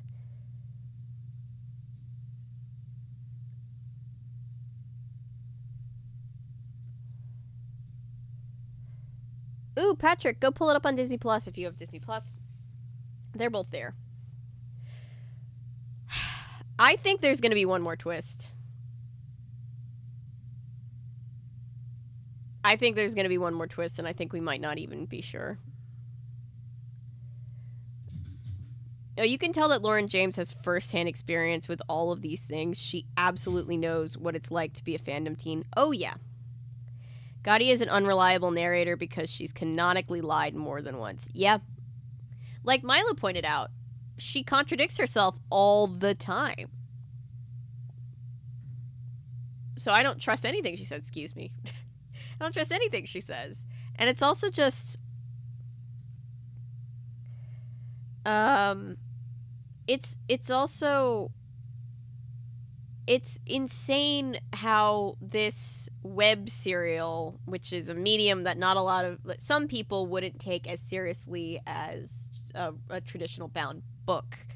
It's insane how it's caused us to have more conversations as a community than maybe anything we've ever read, right? We're talking about, like, fandom. We're talking about, like, internet safety. We're talking about the ethics of true crime community. Like, we're talking about important things because of something that somebody wrote and published of their own accord without help of a publisher. And I think that's really admirable. I really want to send a copy of one of the Lauren James other books your way, maybe for the stream and maybe for just your own pleasure reading. Oh, thank you, Mila. That's so kind. Anya and Bradley are each other's alibis. It's true.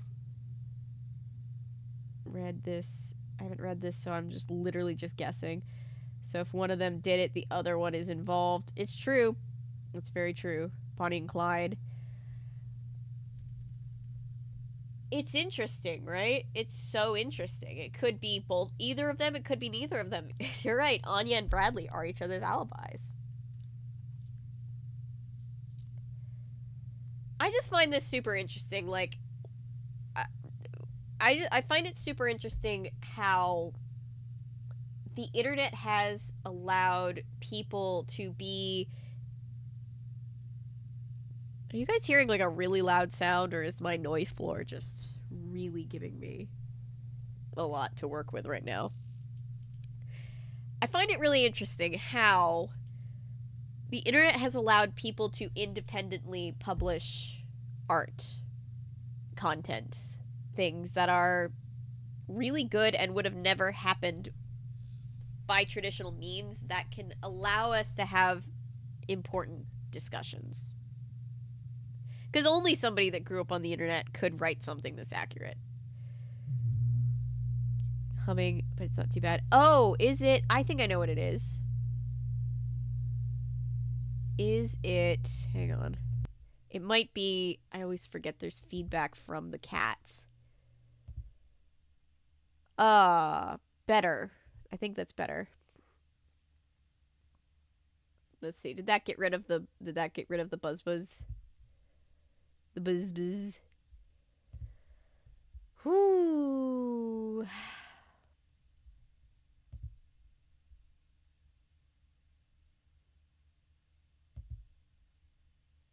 Yes, no more humming. Okay, that was what it was. I just forget that they have the microphone is picking up just room tone on their end, and I always forget just to mute it.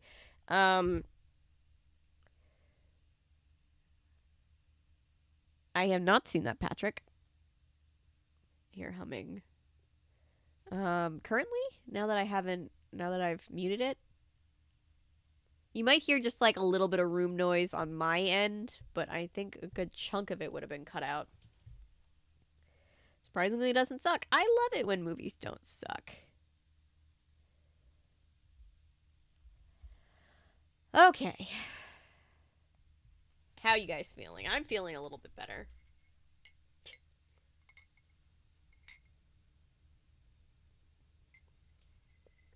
I'm nervous, but I feel like I'm a little centered again.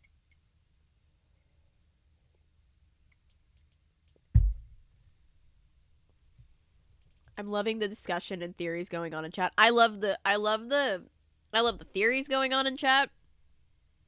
I love the fact that it's just allowing us to have conversations about like fandom and ethics and all that stuff. That's truly the mark of really great art, you know?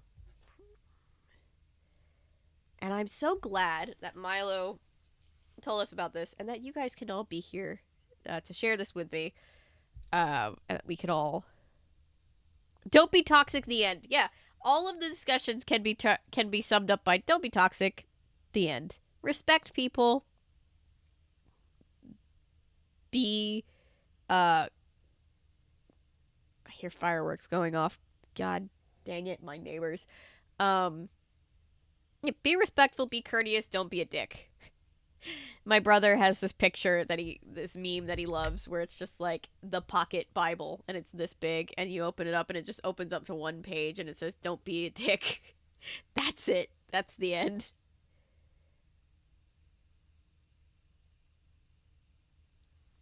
I know. It's a really good book. It's a really, really good book. All right, let's go over here. 3 more chapters. Hang on, I need a tissue really quick. Not for crying purposes, just for sinus purposes.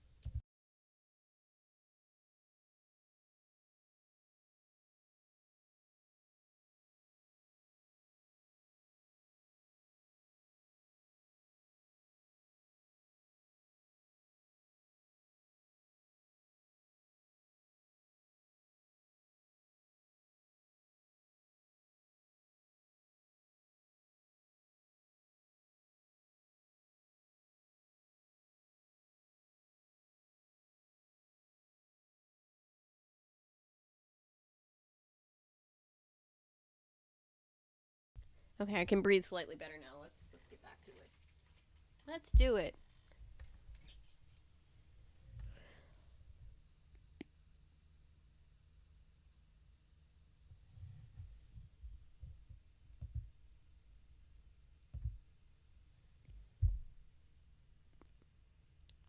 Let's see. Chapter 28, Court Transcripts. So, as you probably saw, Rob was found guilty of all charges this afternoon. He's going to be in prison for most of his life. I can't really believe it. It feels like an awful dream. The whole time the jury were in session, I felt so sick and ill. Even though I know Rob has done terrible things, I still don't want him to be punished. Well, I suppose there's nothing to be done about it now.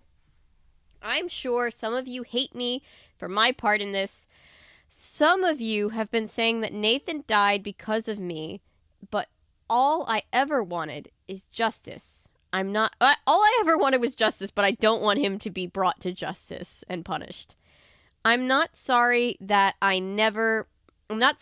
and I never will be. I'm sure there's more out there about Rob. There are whole years in our timeline where we could have been up to anything. What did he do between deleting his live journal in 2014 and getting cast as Jaden in 2016? 13 grand isn't enough money to have kept him occupied for long. And there's no way he would have just abandoned the bitcoins from Tiger Bright when they were just sitting there waiting to be spent. Why did he decide to go into acting in the first place? Was it just because he'd done everything there was to do in the criminal underworld? Or was he searching for bigger fish to fry? We know that he carried on making forgeries even after becoming famous. Was he just making forms or something worse? Timeout theory. Him getting cast was not an accident. I feel like at the very least somebody was helping Rob, but that might just be me thinking too far into things, but, you know. It is kind of convenient, you know, that he just, like, on his first outing gets this lead role.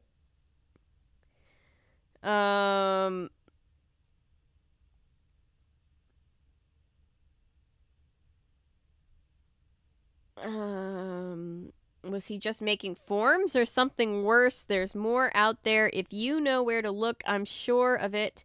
We haven't discovered all of Robert Henning's secrets yet, and let's be frank, if anyone is going to find them, it's not going to be the police, is it? It's going to be one of us. Margot, P.S. Oh, by the way, I've been watching the new MTV show, White Coats. It is so good. The main actors are so cute. I may have to start a side blog. Christ almighty. Side theory, crazy theory. Let's say Margot was the killer. Nothing she says ever makes any sense. Let's say Margot was the killer. If she were to dredge up all of this stuff and then kill Nathan to frame Rob, everybody would believe that he did it, right? Because the alibi is there. She's already, like, contaminated the jury, right? She's already, like, brought in all of this other stuff about this other crime and been like, look, he committed this other crime, so he could have killed somebody. She wanted personal justice, she wanted personal justice, just revenge. Yep.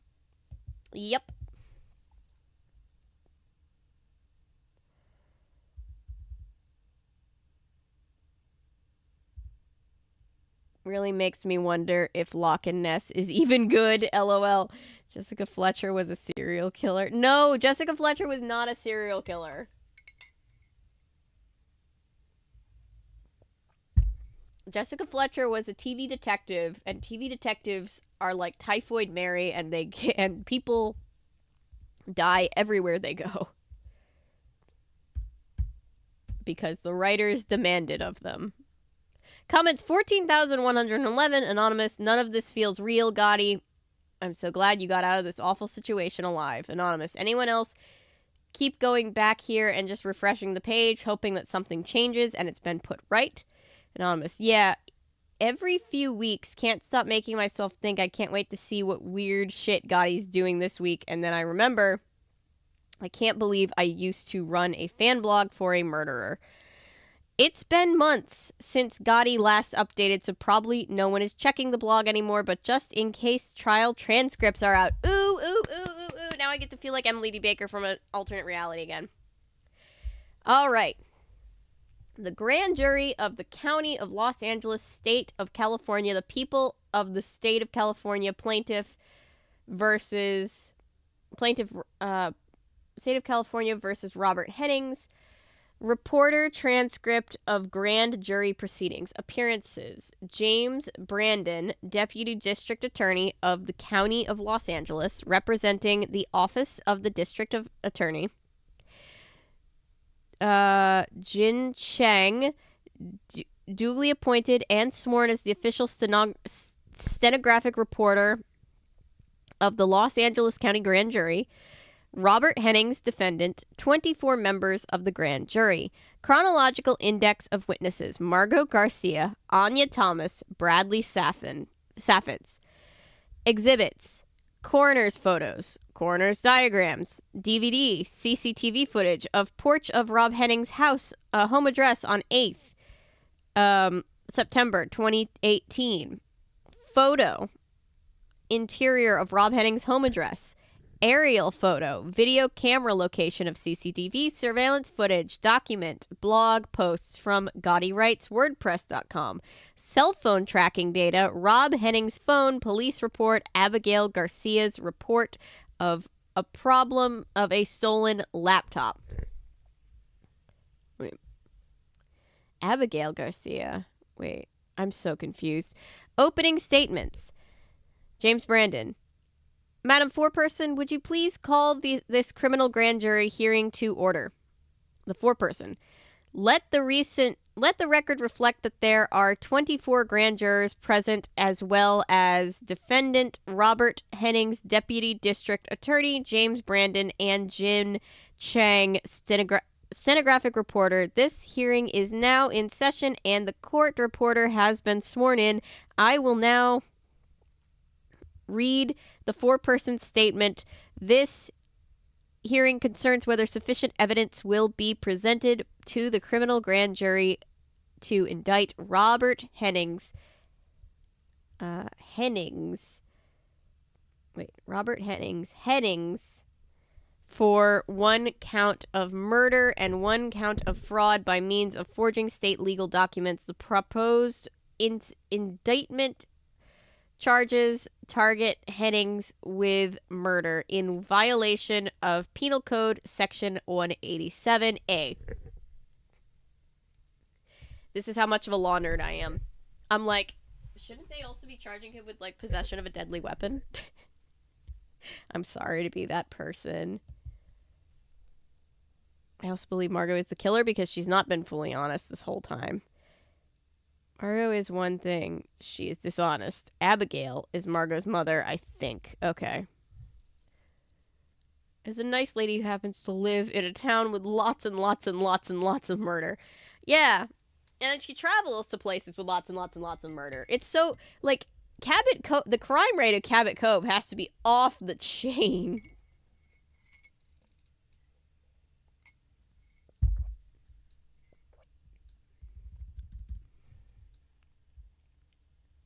I find it interesting that he said, "You've ruined my life," over and over again.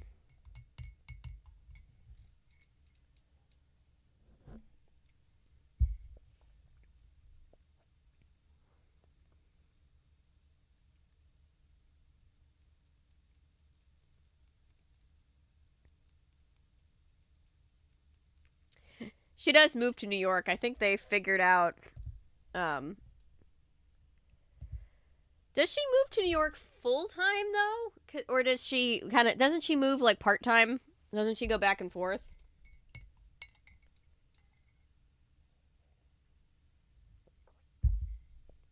That could be a false memory of mine.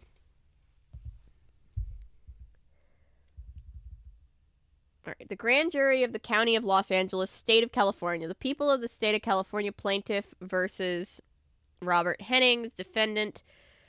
Number BA 466743. Reporters' transcripts of grand jury proceedings. Appearances. James Brandon, Deputy District Attorney of the County of Los Angeles, representing the Office of the District Attorney. Jin Chang, duly appointed and sworn as the official stenographic reporter of the Los Angeles County Grand Jury. Robert Hennings, defendant. 24 members of the grand jury. Chronological index of witnesses. Oh, this is just reading. Hang on, let me scroll down. Okay, where does it stop just reading off? I guess penal code section. Yep, there we go. Any member of the grand jury who has a state of mind in reference to this case or any of the parties involved which will prevent them from acting impartially and without prejudice to the substantial rights of any of the said parties shall now retire. The case involves the death of Nathan O'Donnell, a British citizen working in Los Angeles as a TV actor. At the time of his death, he was living part-time in a rented apartment with witness number 3, Bradley Saffitz, and part-time with Hennings, who worked on the same TV show. He was a beloved actor with many fans in both Great Britain and America. Early in 2018, Hennings was approached by O'Donnell and Saffitz in regard to an immigration case. Hennings was invited to forge income documents for Saffitz, a request with which he fulfilled. The case involved the series of events that led to the death of O'Donnell by impact to the skull, which occurred on the evening of the 23rd of September 2018. An argument between Hennings and O'Donnell concerning Saffitz's visa application was observed by witness number 1, Margot Garcia, several hours before the victim's death. Garcia was trespassing at the Hennings home at the time of the dispute between the target and the victim. Today we will be showing you the series of events which are known to have taken place according to footage and phone tracking data placed into evidence alongside witness testimonies. At the end, we will ask the members of the grand jury to consider the 2 charges held against Hennings, 1 count of murder and 1 of fraud. By consideration of the evidence presented to you, I thank you for your time and attention, and will now call the first witness, Margot Garcia. The witness enters the grand jury hearing room. 4-person. Miss, if you stand by the flag, raise your right hand to be sworn in. Margot. Okay. The 4-person. Margot Garcia. Called as a witness before the grand jury of the County of Los Angeles, do you solemnly swear that the evidence you shall give in the matter now pending shall be the truth, the whole truth, and nothing but the truth, so help you God? Margot Garcia. I do. The 4-person. Thank you. Good morning, Miss Garcia. Go ahead and take a seat. You can pull out the microphone closer so you can speak directly into it. Did you leave your cell phone and any recording devices outside? Yes. Garcia says yes. The 4-person. Mr. Brandon, you may proceed with the examination of the witness. James Brandon. Now, ladies and gentlemen of the grand jury, Garcia was a minor at the time of the incident. I want you to be aware that Garcia has been given use immunity in exchange for her testimony today. Use immunity is a promise from the district attorney that we will not seek to prosecute Garcia for anything she says during her testimony here today. This ensures that the witness is free to tell the truth, knowing nothing she says can be used against her. If any of the witnesses lie during their testimony, they will be prosecuted for perjury. The agreement does not immunize them against false statements. There have been a number of threats on social media against the witness by members of the public, assuming that she was part of the crime, either with knowledge and intent of the incident as a co-participant. The jury is advised that Garcia has not been charged with any crime and that police do not see any reason to investigate her actions further at this time. Ms. Garcia, do you agree to the terms of use immunity? Margot, I do. Brandon, how did you come to be aware of Robert Hennings? Garcia, we were friends online in 2013 and 2014. Question, you were a minor at the time. Answer, yes, I was 14 and he was around 20. That's already an inconsistency, but, it's a minor inconsistency. She said 13 before, 13, 14, whatever. Question, how did that friendship go? A, badly. He cyberbullied me. Question, could you define that term for the grand jury? Answer, he systemically drove me off a social media website by targeted harassment. Question, had you spoken to him since 2014 before the date of the incident? Answer, not at all. I didn't even know his real name was Robert Hennings in 2014. We never met in person. Question: how did you come back into contact with Hennings in 2018? Answer: he made a social media post on his acting account that linked himself to the user who had cyberbullied me. He was gloating about harassing me. Once I saw this, I started writing a blog to raise awareness about his history of online abuse. I don't want him to hurt any other teenage girls. False. She was saying she was shipping them, or claiming to. Didn't really seem like she was protecting younger girls.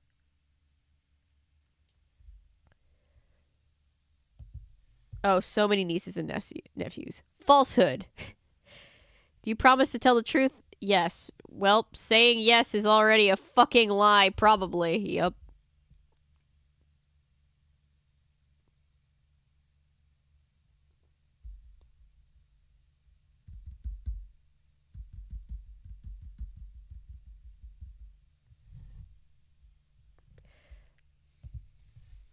All right, let's see. Where was I?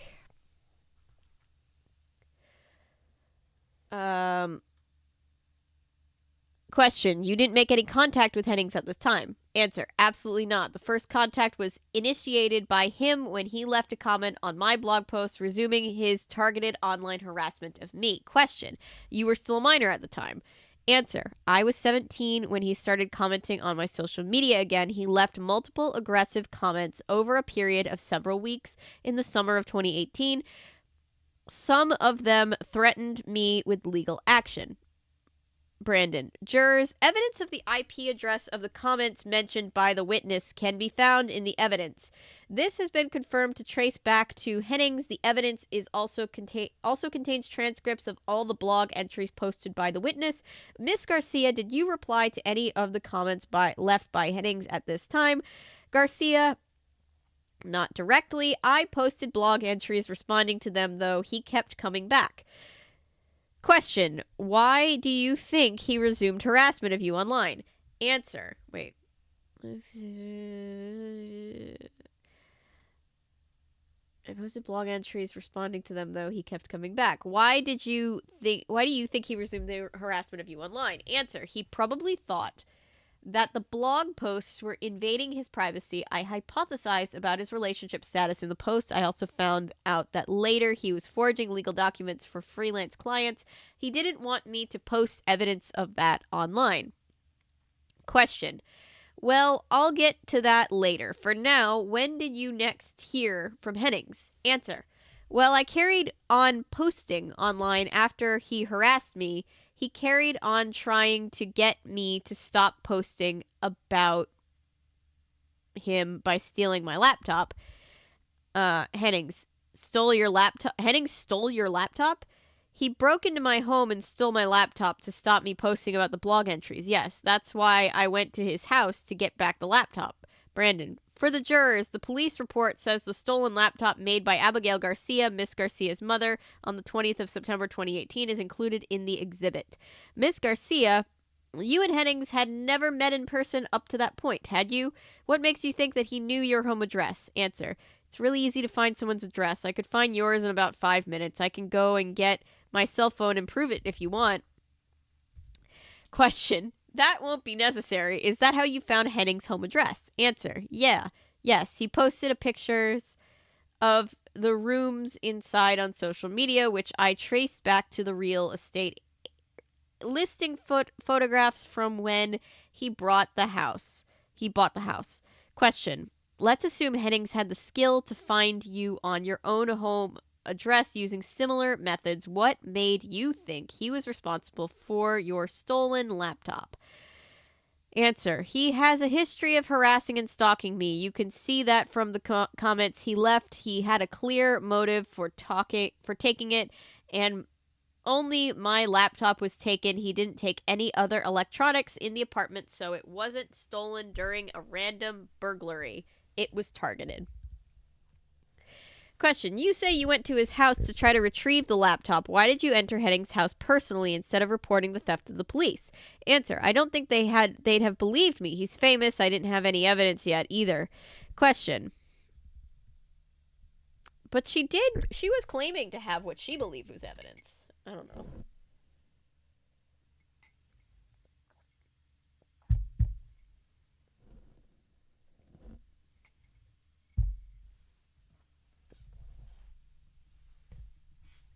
feet are cold. I keep shifting. Okay. Okay. Question. The explanation for these events you have just presented to the grand jury under oath is different from the account of events which you published on your blog in 2018. Can you explain this discrepancy? Answer. At that point, I knew that he was reading everything I posted online. I didn't want him to know what I was really doing. I was scared he'd target me again. Nearly everything on the blog was fake. What I'm telling you right now is the truth. Question. In the post dated to this time, I love when people get caught in court lying and they're like, well, now I'm coming clean. Now you can trust me. It's like, all right. In the post dated to this time, you stated reasons for visiting Henning's home was to investigate whether Hennings was dating the victim. In fact, you mentioned going to his street several weeks before your laptop was stolen and several days before he left any comments on your blog. For example, look at the 8th of September 2018, 15 days before the death of the victim, 12 days before your laptop was stolen by Hennings, and 2 days before Hennings first left any comments on your blogs. In an entry from this date, jurors, this is included in the exhibit. You claimed that you dressed up as a Girl Scout and sold some cookies to the victim. Did this really happen? Garcia. Brandon. Your use immunity is still in place, Miss Garcia. May I remind you again that perjury is a criminal offense. Garcia.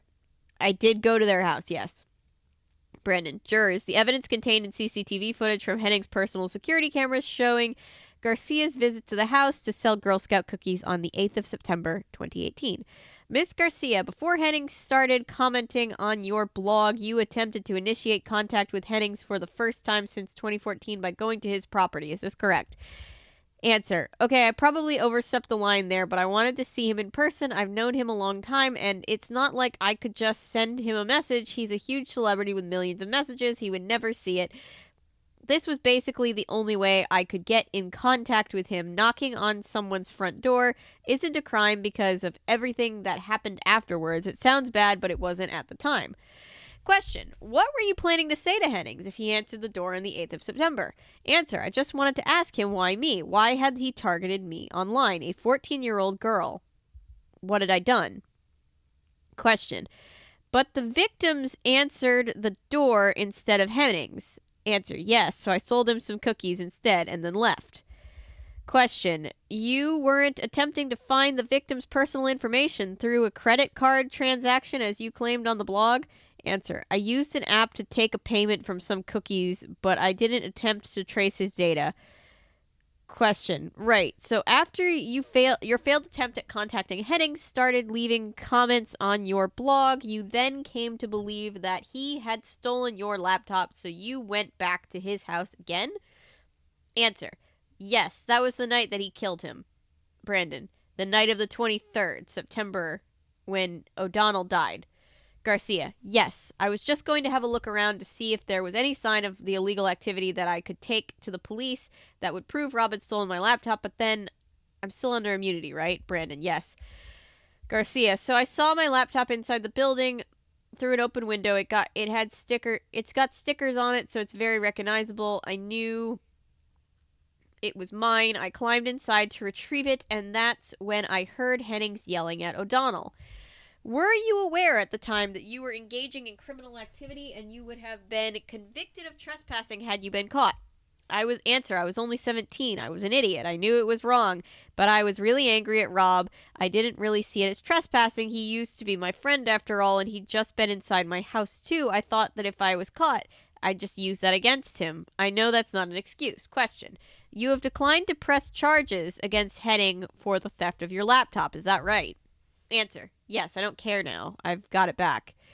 Question. Once you were inside the property, can you tell us what you observed? Answer. I couldn't see much because I was hiding under a desk.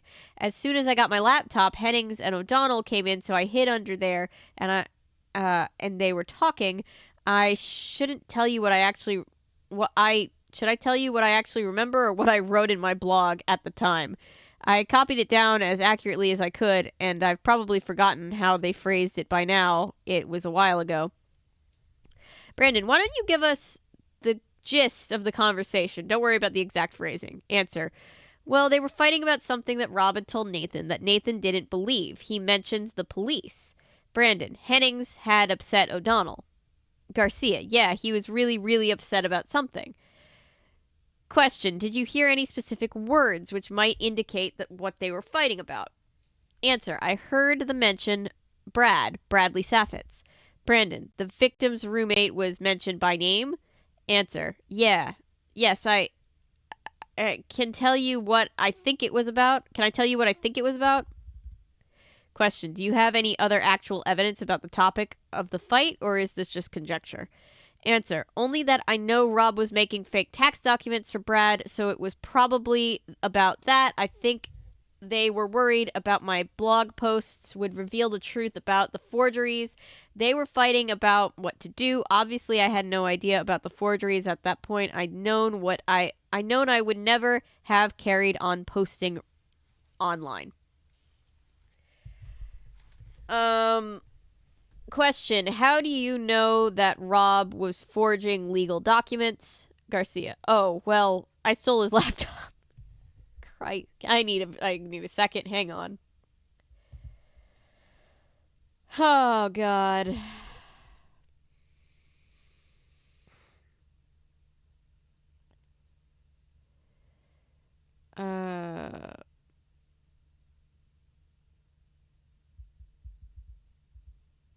Let's see. Look, she was pissed and probably didn't believe what she was saying. Yeah. The foreperson. I'm sorry to interrupt your testimony, but we need to take a break now. We'll get you back on the stand as soon as we can. Before you leave, Miss Garcia, you are admonished not to reveal to any person what questions were asked or what responses were given today until such time as transcripts of this grand jury proceedings are made public. Do you understand? Garcia, yes.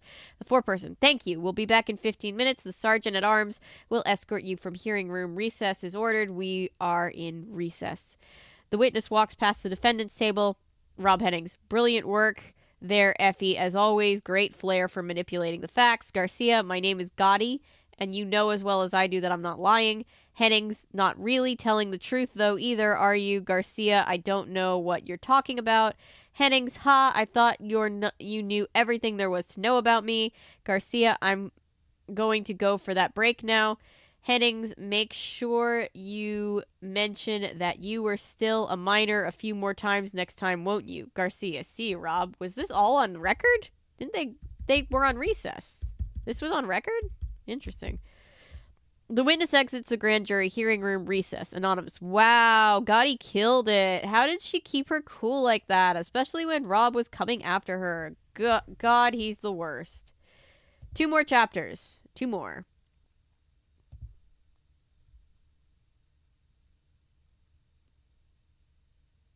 True. Everything they said in the courtroom. That's fair.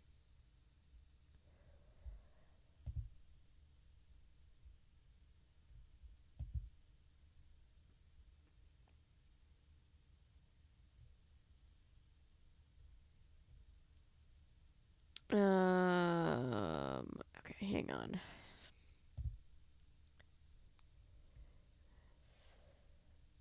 Okay. What's on the agenda for tomorrow? Nancy Drew games. I'm not sure at what point, but probably in the evening. Nancy Drew games.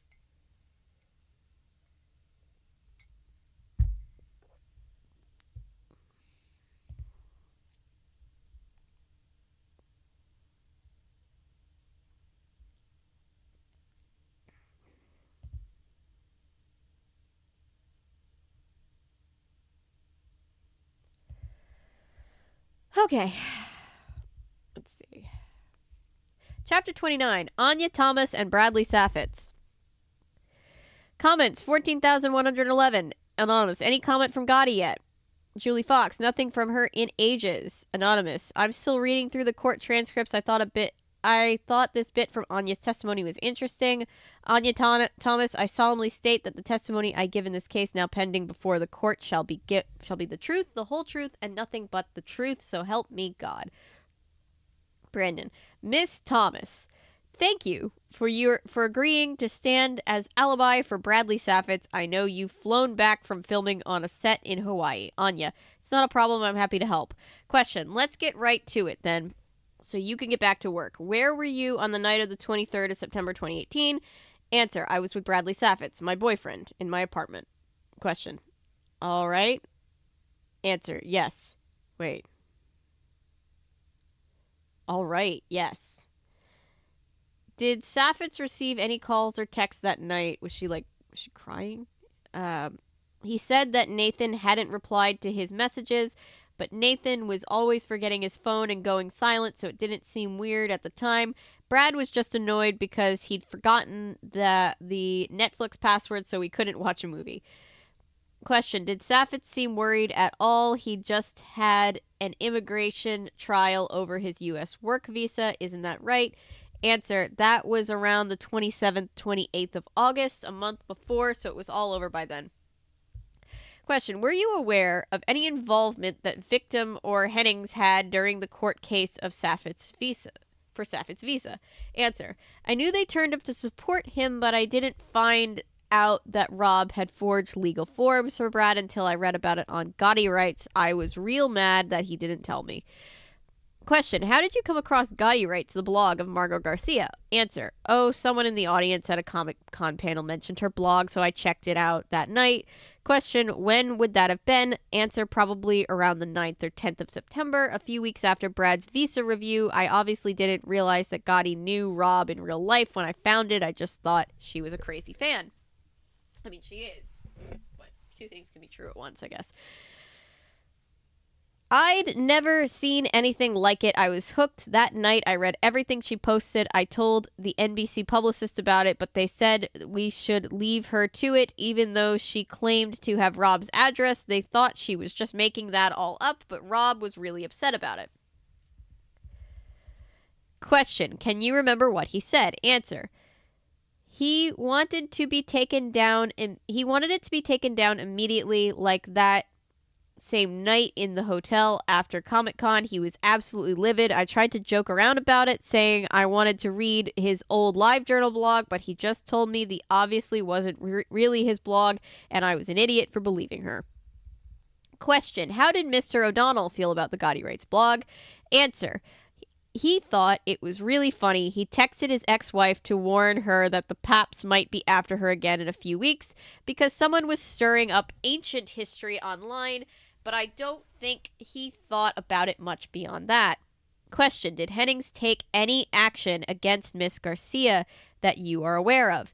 Answer, I don't know. I mean, I now know what he did because Gotti posted about the comments and stolen laptop and stuff later on, but at the time I didn't know he was doing anything. Question, you were spending a lot of time together for filming at the time, isn't that right? It didn't seem strange that Hennings was so involved in an online blog.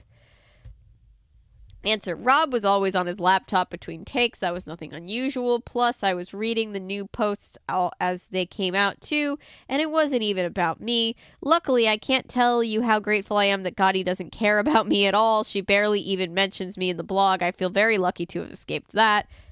Yeah, I can imagine. So you saw Rob doing things on his laptop, but you didn't know he was posting comments on the blog. You didn't discuss it again after the night of Comic-Con. I guess I assumed Rob was reading it and still angry that nobody was trying to stop Gotti. I don't think he was any more involved than that, though. Question, did you reach out to the police after Gotti started posting about breaking into the Hennings house? Answer, I told the NBC publicist again, but before she posted saying that she'd broken in, Rob rang me to say that Nathan was missing, so the police already knew something had gone wrong by then. Question, did you connect the disappearance with the blog?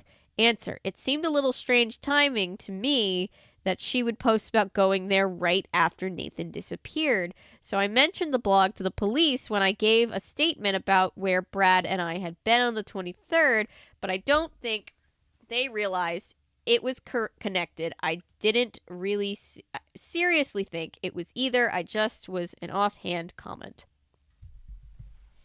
Question: how did Saffitz react to the news of the victim's disappearance at that night? How did he seem?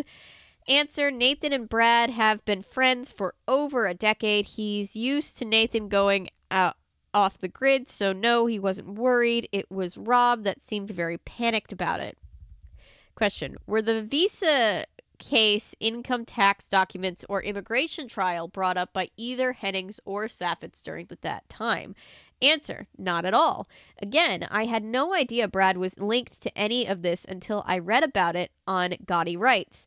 He didn't realize himself until Rob told us what Gotti was going to uncover on his laptop.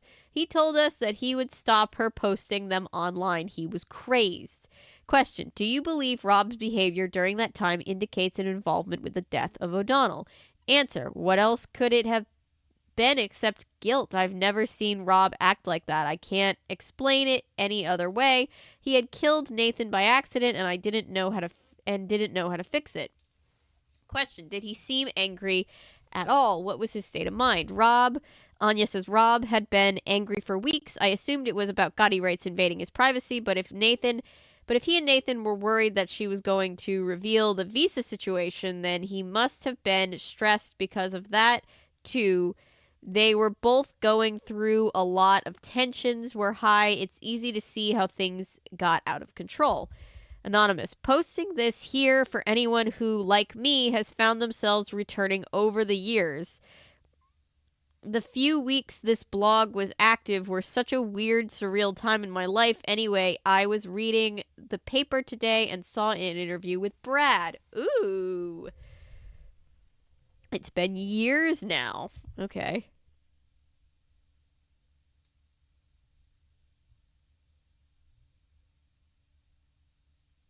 Yeah, he didn't know.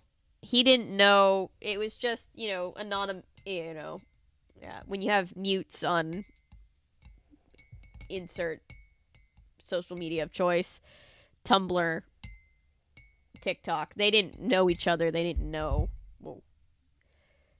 anything about each other.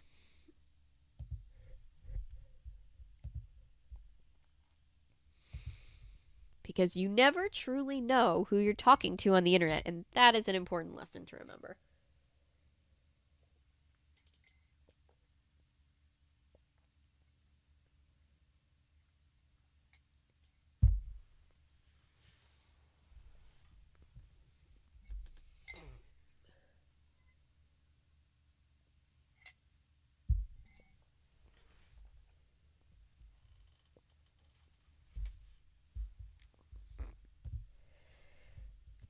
Sorry, my nose is stuffy, and all of a sudden I feel like I can't breathe very well.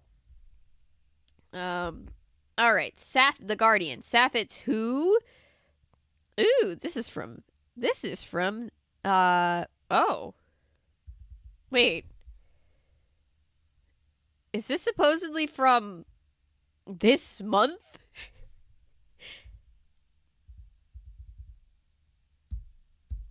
Bradley Saffitz has just been cast as the latest Doctor Who companion. He also won an Emmy for his performance as George Knightley in a new BBC miniseries adaptation of Emma Last Christmas, recently married to Marvel's franchise lead Anya Thomas. They just announced the birth of their first child, the new darling of the BBC and winner of the last series of Strictly Come Dancing. Saffitz is only going from strength to strength. Yet only 4 years ago, he was in much darker place, having just been deported from the USA due to inconsistencies with his immigration documentation. Caught up in the middle of a homicide case, Saffitz found himself moving back in with his parents, having lost everything. For the first time, Bradley Saffitz opens up about the struggling to find roles at the Hollywood, his late friend Nathan O'Donnell, the court case where he stood as witness again, against convicted murderers Rob Hennings and life in the aftermath. Firstly, congratulations on your son's birth. Thank you. Sawyer is the love of my life, but I haven't slept a wink since he was born. If it's not too painful to ask, what are your main memories of the time around Nathan O'Donnell's death? Pain, stress, disbelief, the whole thing came as a huge shock. I just couldn't believe I'd lost my best friend. I lost my best mate. I didn't want to accept that Rob could ever be responsible. There have been rumors ever since his death that your legal documents were forged by Rob Hennings. Is there any truth to that?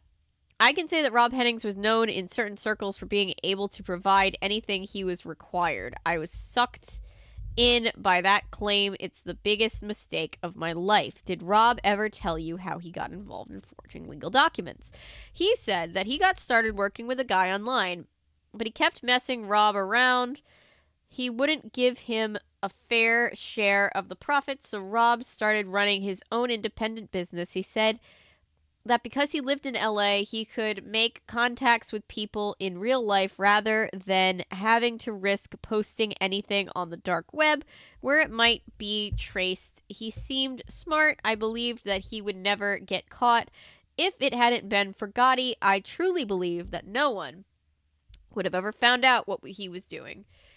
Do you believe that Nathan's death was connected to a dispute over the forgeries? Yes, I've spent a long time trying to convince myself that it wasn't connected at all, but I've had to admit to myself that there were fighting over me. Nathan died because of that. How do you feel about your part in Nathan's death? Jesus, that question. Absolutely gutted. Guilt-stricken. He was my best friend. I would give anything to have him back. I wish neither of us had ever met Rob Hennings. He was trouble from the start.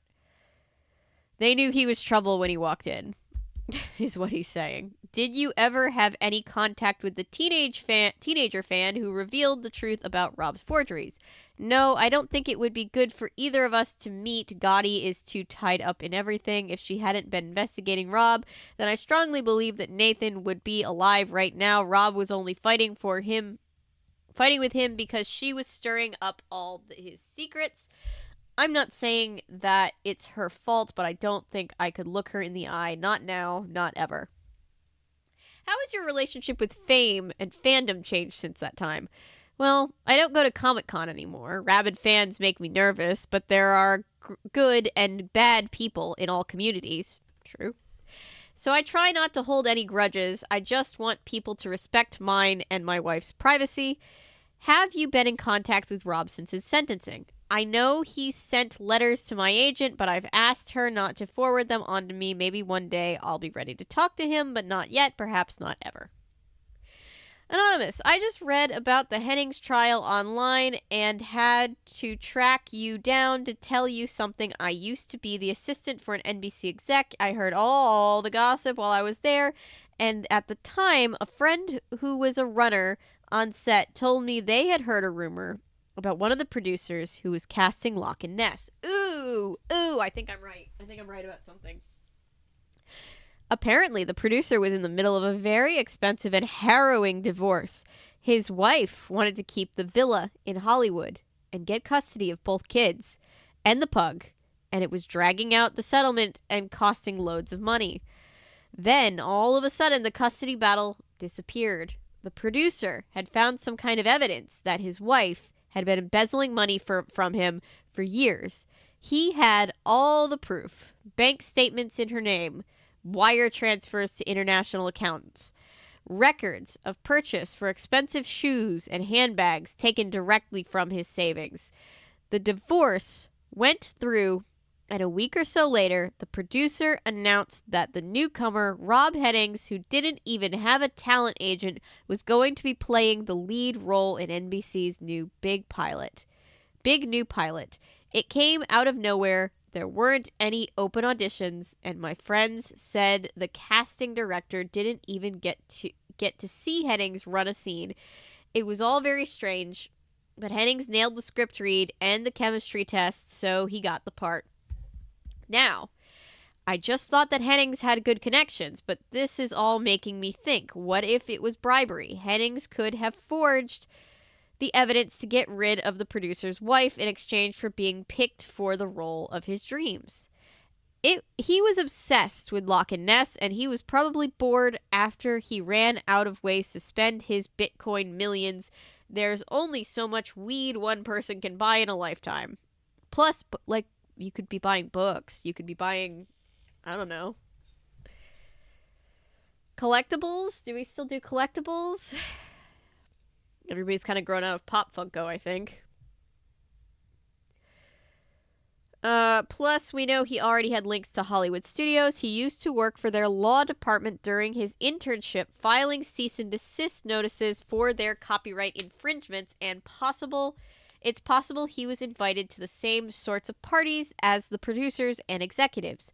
I can easily imagine an opportunity to offer his services presented itself when a lawyer and a producer at a party were trading condolences about their ongoing divorces. Rob is handsome and charming. After all, they might have let him have a shot at an audition just to see how it went. It was an easy favor to give in exchange for getting rid of the wife. So that's your answer, I guess. That's what he was doing with all that money and time. He was getting his dream job. Anonymous, I do not buy this at all. Get out of here. How would a conversation like that even go? Hi, I want to bribe you to be on your show. There are any illegal documents I can forge for you. I promise I'm not an undercover cop. Rob was just lucky and talented. This is idle workplace gossip. I don't know. Something happened. People don't just get lead roles without prior work, training, or representation. That just doesn't happen. Goodreads epilogue. Woo! Oh boy.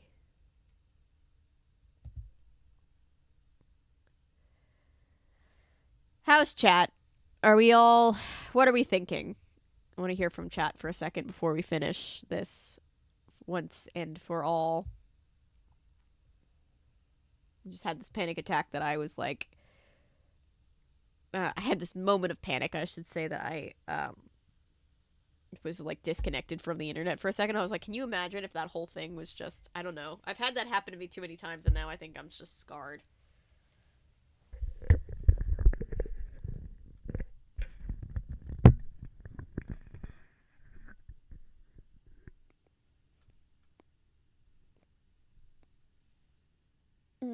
Let's mess with my lights for a second.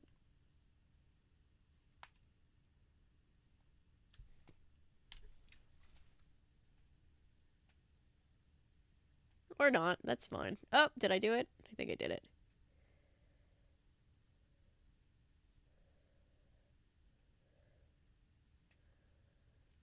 Woo! I'm so proud of what Spencer has managed to do with this upcoming podcast. Cross your fingers, everybody. Still processing? I'm still processing, too. I'm still very much processing, and we have just the epilogue left.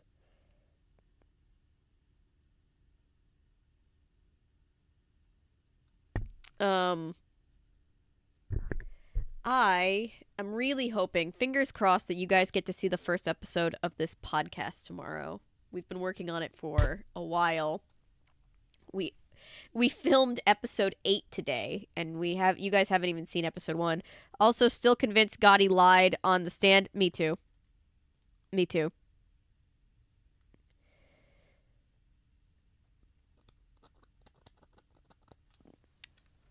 Hang on. No, there's definitely something weird about her story. I don't know that I could or even am supposed to believe that justice actually happened.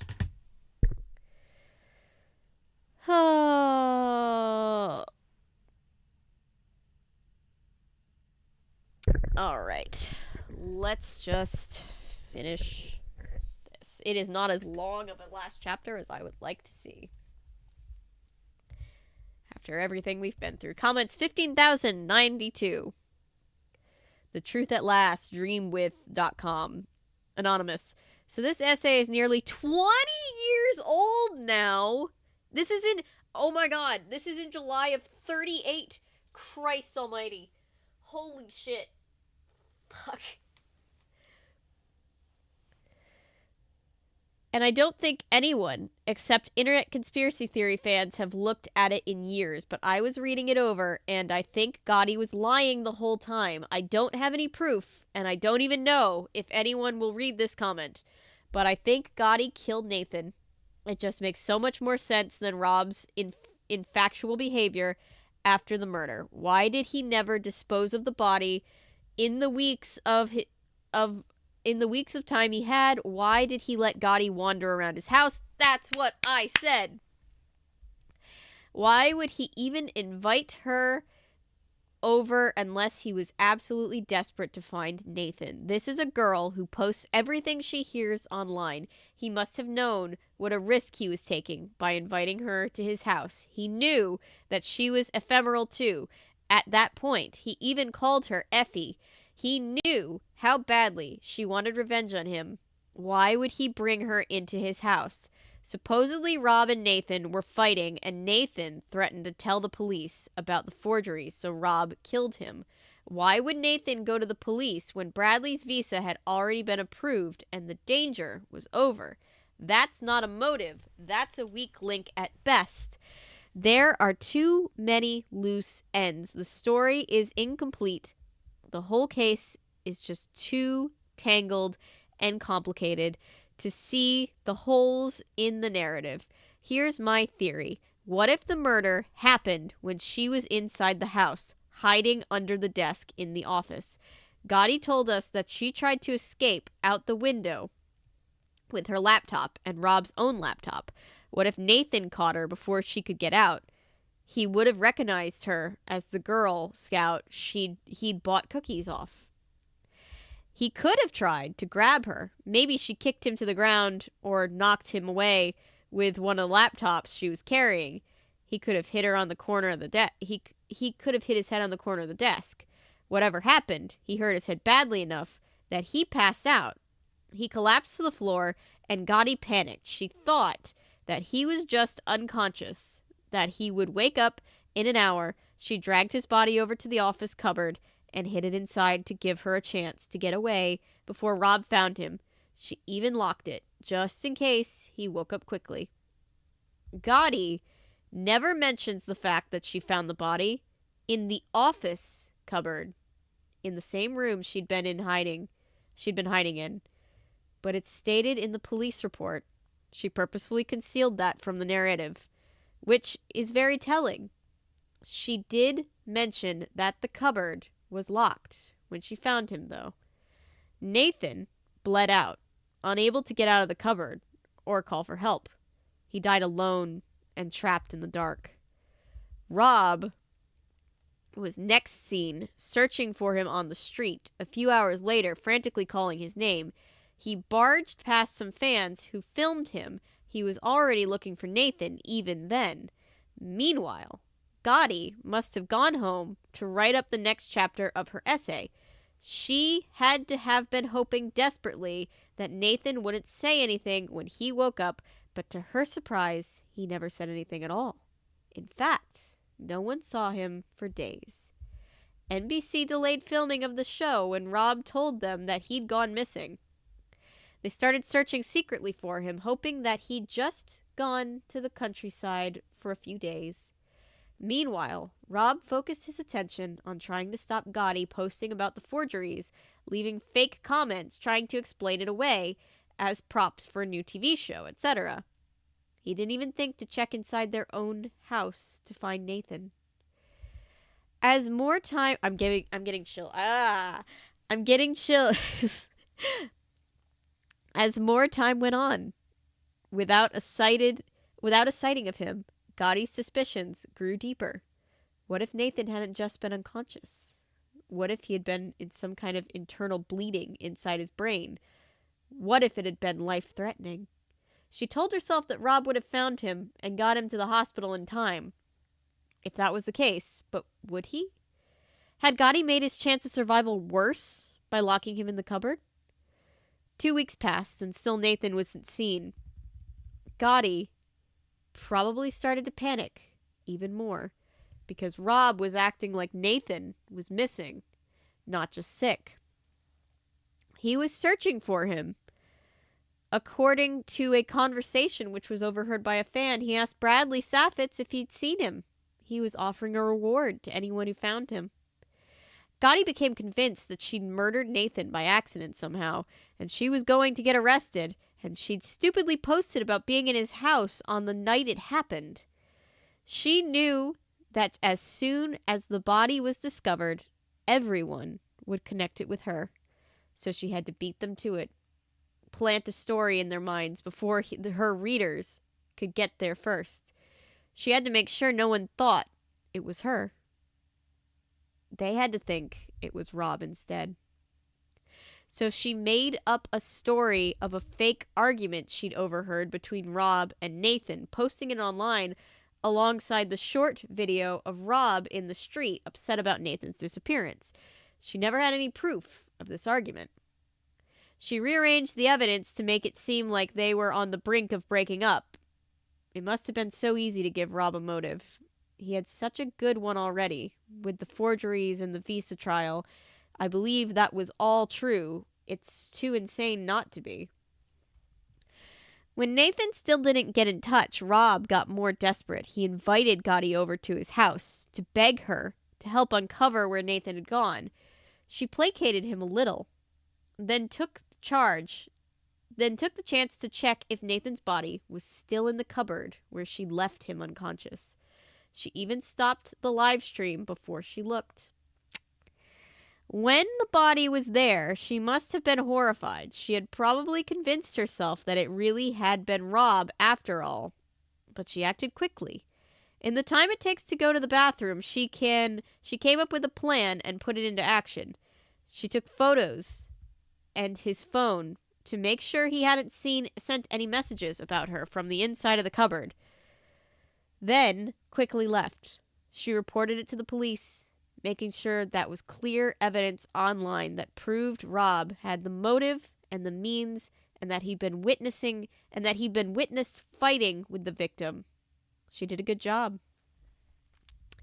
One of the things she included was a reference to a Snapchat picture of Rob with a golf club, which conveniently erased itself after she saw it. The picture was never actually submitted as evidence to the police, so we have no proof that it ever existed, but it helped cement her version of evidence in people's minds that Rob was a killer, and Gotti was just an innocent bystander. Her discovering the body even conveniently excused any fingerprints that were found on the scene. But remember, Gotti has a motive too. She wanted revenge on Rob for driving her off LiveJournal. She wanted everyone to know, at last, what he had done to her, and make sure he was punished for his money laundering. A murder was the convenient way to make sure he was punished, even if he didn't kill Nathan himself. When a body presented itself, she took the chance to get revenge. She had been desperate for someone to punish Rob for what he did for years. I don't know what Gotti is doing these days. She must be nearly 40. Maybe she's got a family. Maybe she hasn't mentioned the lock and nest to anyone in years. Maybe she's managed to make herself forget all this has even happened. But there's one person who won't have forgotten. Rob Hennings is going to be released on parole next year. I'm very interested to find out what he does when he leaves prison, because I'm pretty sure that somewhere out there, a woman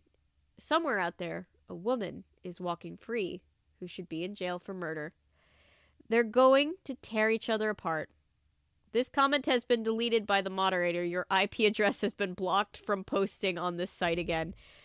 Conviction Podcast. Join Delilah Thorne as she finds the truth behind Nathan O'Donnell's murder, featuring exclusive interviews with Rob Hennings speaking from prison for the first time ever. New series starting on the 31st of October, 2039. New series starts on 31/10/39. The end. shit. Holy shit. I knew it. I knew it. Yep. Yep. Yep. So good. Oh my god. I'm still just enjoying hearing the story for a second time. I'm sorry. We're in the future? Yep. It's the future. We live in the future. Right? Right? Right? Squidward voice. Future. Careful, SpongeBob. He fucking knew. Fucking Gotti. I fucking hated this bitch. Yes. 20 years. Oh fucking hell. She had a cell phone. She had the cell phone. She knew for 2 weeks. The psychotic bitch. Oh god. He begged her to find the guy she murdered. I am disgusted. What the... Well, that was a ride. I genuinely started getting chills while I was reading the end of that. Now, there are a few things about the conclusion that don't quite feel right. For one, Rob not noticing the body is odd because the smell of putrefaction is overwhelming, not to mention it attracts insects, vermin. Well, I know it's not real because it's in the future. So, here's the thing. Wasn't there like a switch with like the houses? Like, wasn't there like a switch up where like he moved there, but they were supposedly living it together, but he had another place, but then something else. I don't know. Maybe he wasn't there the entire time. Sorry, that hit me in very specific real-world emotions. Uh-huh. Yep. I think we're all hit with very real-world emotions. I'm...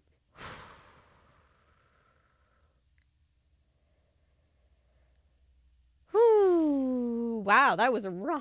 That was really good. That was really good.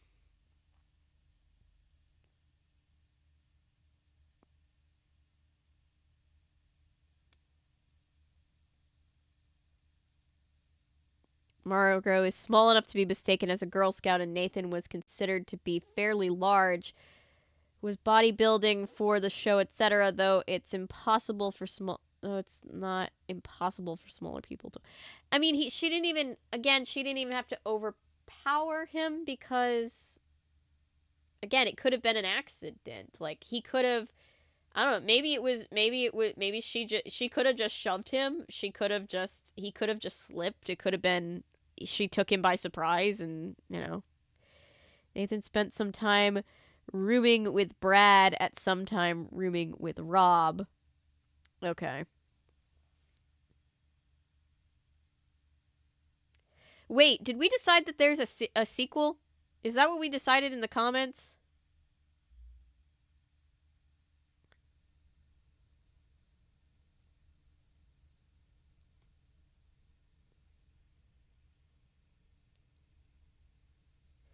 Because it is weird that if he had all this time, he wouldn't have, like, hidden the body somewhere that wasn't his house? That's very strange. That's very, very strange.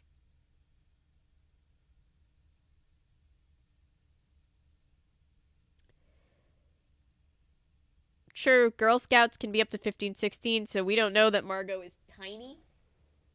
We don't know anything about Margot, really. I thought about that too. Moving the body is hard. The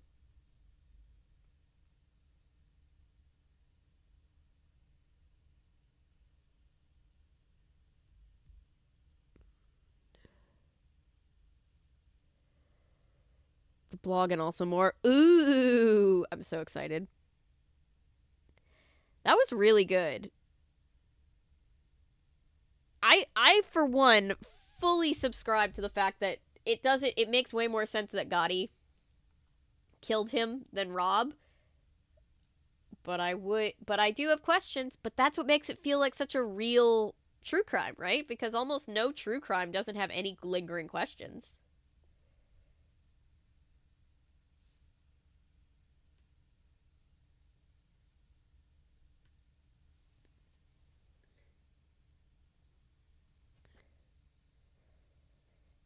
Damn. Sorry, I'm still processing. Give me a second, guys.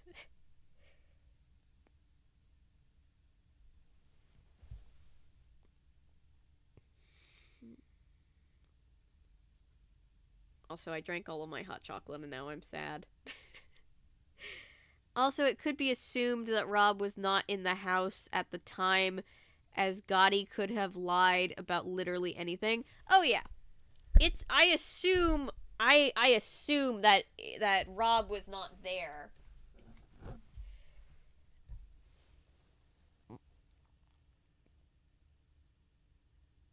More than Rob. Oh yeah. She did take a long time to move Nathan and made a big ruckus, but there was no one around to notice. True, it would be hard, but it wouldn't be difficult if she's alone.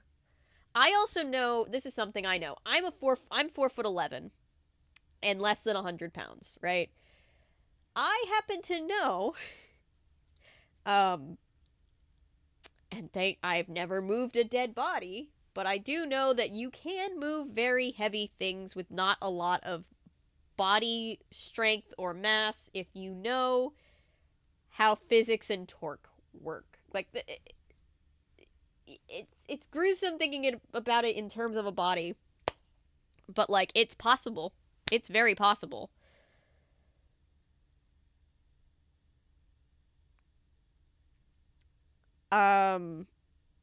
One thing that I also found interesting is that, if you guys remember, when she posted about finding the body, she kept referring to it as it. And maybe this is just me reading too much into things, because again, I am like a crime nerd, whatever. But, like, I think it's interesting that, I don't know, it feels like trying to other, like, she didn't say, like, he was cold or he was whatever. It seemed like she was trying to, like, distance humanity, which might be from guilt. These are real discussions that, real thoughts that people have posed about real crimes, which is why I bring it up. Jesus Christ. I love that we still don't know for sure. That's what I said immediately. I was like, is there a sequel? One thing I just don't like is Rob not noticing a body in his house for like 2 weeks because, like I said, no, that's the other thing too. It really would. It really would.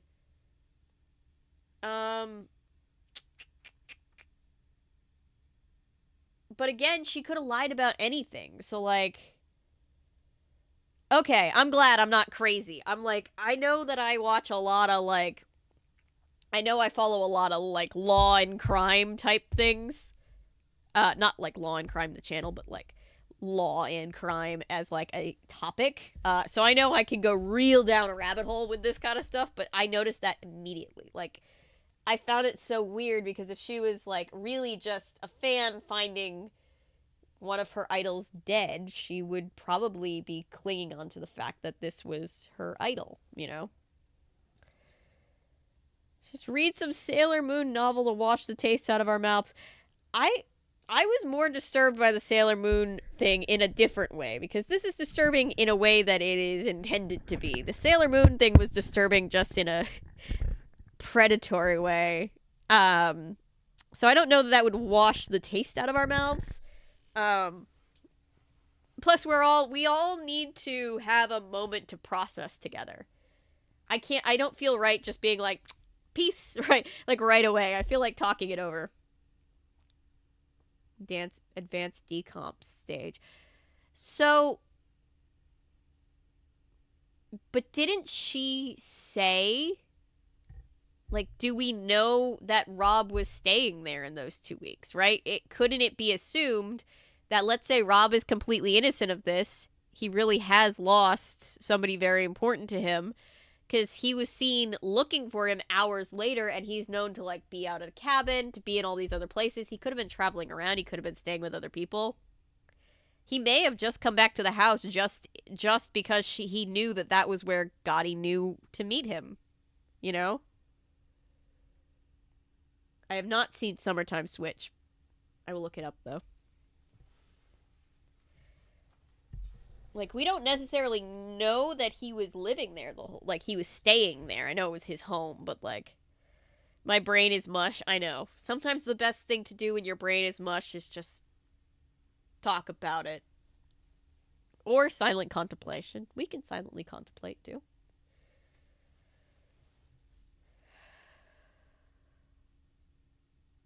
Look at the kitties playing with their toys.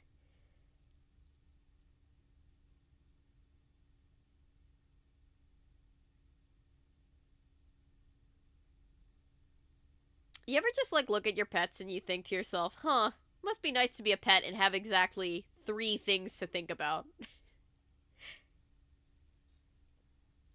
I guess, but he could have asked her to meet anywhere. Meeting was prearranged. The meeting was prearranged. It was. I think it's very interesting that they left out which closet it was, and she turned off the live stream, right? Because wasn't the whole point about live streaming to get proof? Like, if she's walking into the house of somebody that she thinks might kill her, don't you leave it on. You don't cross the threshold of anybody's house if you don't trust them. He was canonically searching for Nathan, and he knew Nathan goes off to the woods without warning. That's what I said. So he could have been, like, driving around looking for the cabin. He could have gone over to wherever. He could have been doing whatever. I don't know. It makes sense that he wouldn't be home for long periods of time. He could have still had work to do on set because they hadn't canceled production for the first, like, week, I don't think.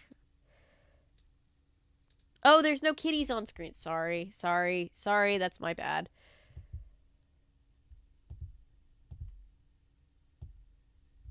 Kitty on screen. Kitties. Good kitties.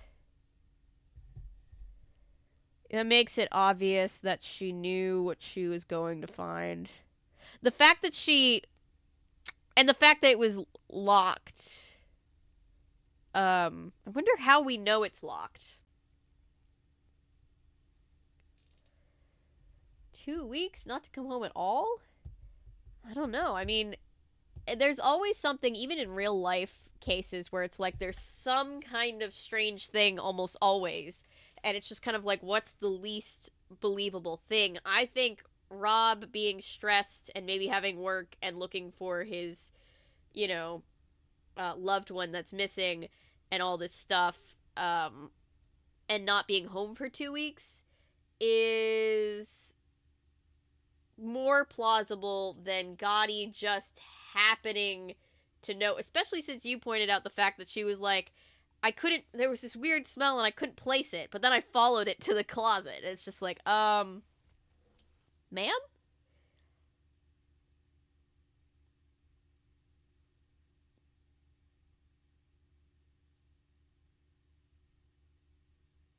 She said it was locked when she found the body, right?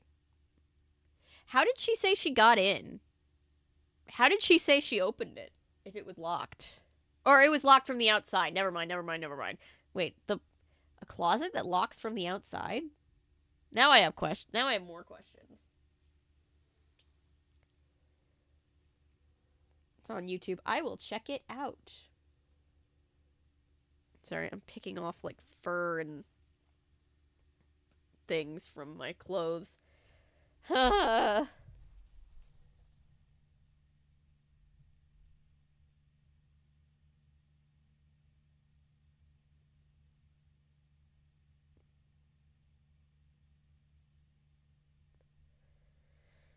My brain's reeling right now. Mine too. Tomorrow we'll play Nancy Drew games, so we'll have, like, a little bit of the crime, but it'll be, like, way less, horrifying. Let's see. There are no dead people in the next 2 Nancy Drew games we're playing. It's just gonna be... Anyway, I think that 2-week period probably will get cleared up more in the sequel. Yes. It was a cupboard, I believe, not a closet. Well, they said cupboard because they're English, but cupboard could be closet, right? Because I was picturing, like, a cupboard, like, under their sink, because that's what Americans mean when we say, like, cupboard. But I was like, that guy's a big dude. Like, how is he fitting in a cupboard? And then they said a cupboard in the office. Sorry, that was probably loud.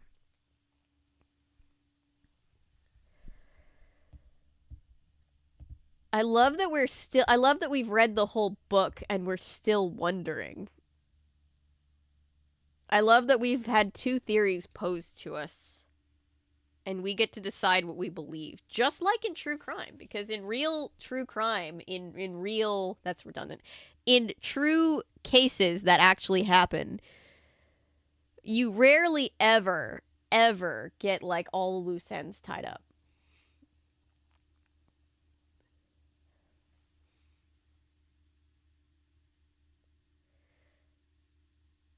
Like, Lauren James, I would bet my life that she not only grew up in fandom, that's obvious, but also has massive experience in true crime spheres.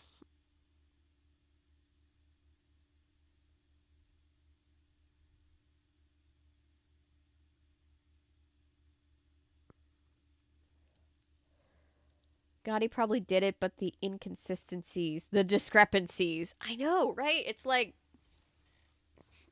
And that's also the thing with crime, right? When somebody is a criminal, when somebody's a murderer, they usually lie. So it's like how much, a lot of times you have to base what you know off of what they say. And how can you trust anything that somebody says once they start lying about very important things? It's intentional because, not to be super dark about it, I'm like picturing him folded, contorted. That's part of how it killed him. That could be too. But like, where in an office space? I mean, maybe, I don't know. I've never lived in a house with an office space that had like a proper, like, American version of a cupboard. Is this real life or is it just fantasy? That's the thing. It's a fictional novel that's a good replication of true crime. It's true. And the thing about it is it kicks up with it all of the conversations that are to be had, like we had about ethicality. Ethicality, is that a word? In fandom, in true crime, in online spaces, in internet security. It's wild. It was a really good one. Thank you, Milo, for suggesting that. I want to log that we read it on Goodreads. There's like something so satisfying. Goodreads friends, isn't there something so satisfying when you like finish a book and you can be like, I finished it?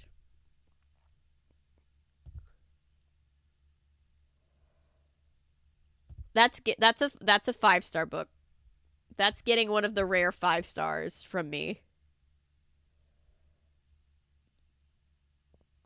Oh, my log says that we only spent a total, we started reading it 10 days ago. It feels like I've been thinking about this for way more than 10 days.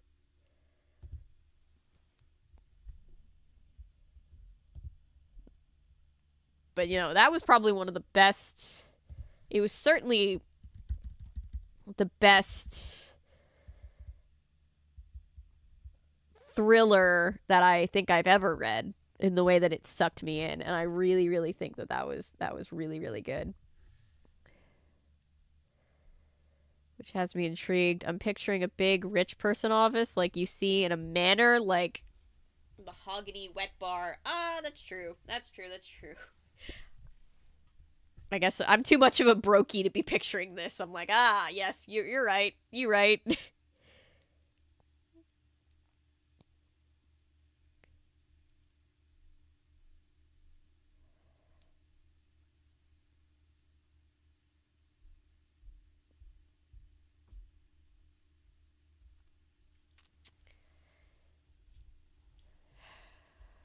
It's also worth mentioning that if Rob is innocent because of body decomposition, you probably wouldn't be able to go into that house at all without noticing that there is a dead body somewhere in there. But at the very, very least, he went nowhere near that office. So I find that supremely interesting.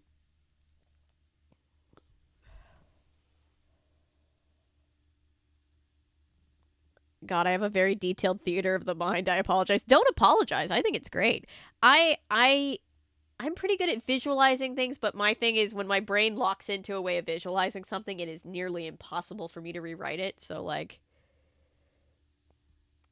as read in Goodreads and get off soon because we might need to take our minds off it. Yeah. And of course, Optimus Prime, feel free to step away. So we're all reading Last Seen Online when it comes out, right? Oh, absolutely. I will pre-order this book. But yes, we are doing that. We are absolutely doing that when it comes out. Depends on the size of the house. Yeah, if it's a big house, especially on the stairs, she's like. But yes, Jet Riding Optimus Prime, feel free to step away, like always, at any time. Just because I'm still on chatting doesn't mean you can't step away. It's perfectly fine. But whoo, that was really good.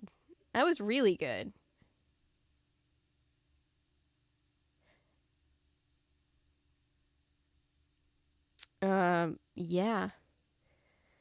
Oh my god, it's midnight. Okay. When I was a teenager, I had a mouse die in an ice cream maker in the back of a closet. I bet that was awful.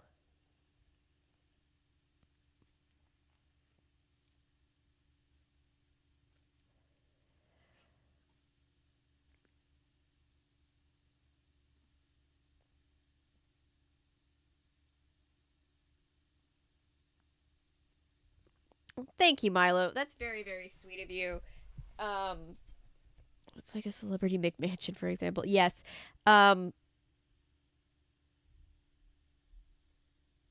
Excellent one by Lauren James with very different but very similar vibes. So I really my mother loves a good crime thriller, and I'm trying to figure out if she would appreciate it having not grown up online like the rest of us would, because the actual story is so great. I would love to see how somebody who doesn't have the same background as growing up online would react to it. So yeah. Oh my god. It was really good. Yes, Lauren James, you might be all of our new favorite. You're definitely my new favorite murder mystery writer. So, thank you again, Milo, for recommending that. We are absolutely going to read the sequel when it comes out next year. Like 100,000%. And yeah, I guess I should get off. And go proof a podcast. But thank you guys for going on this ride with me. I'm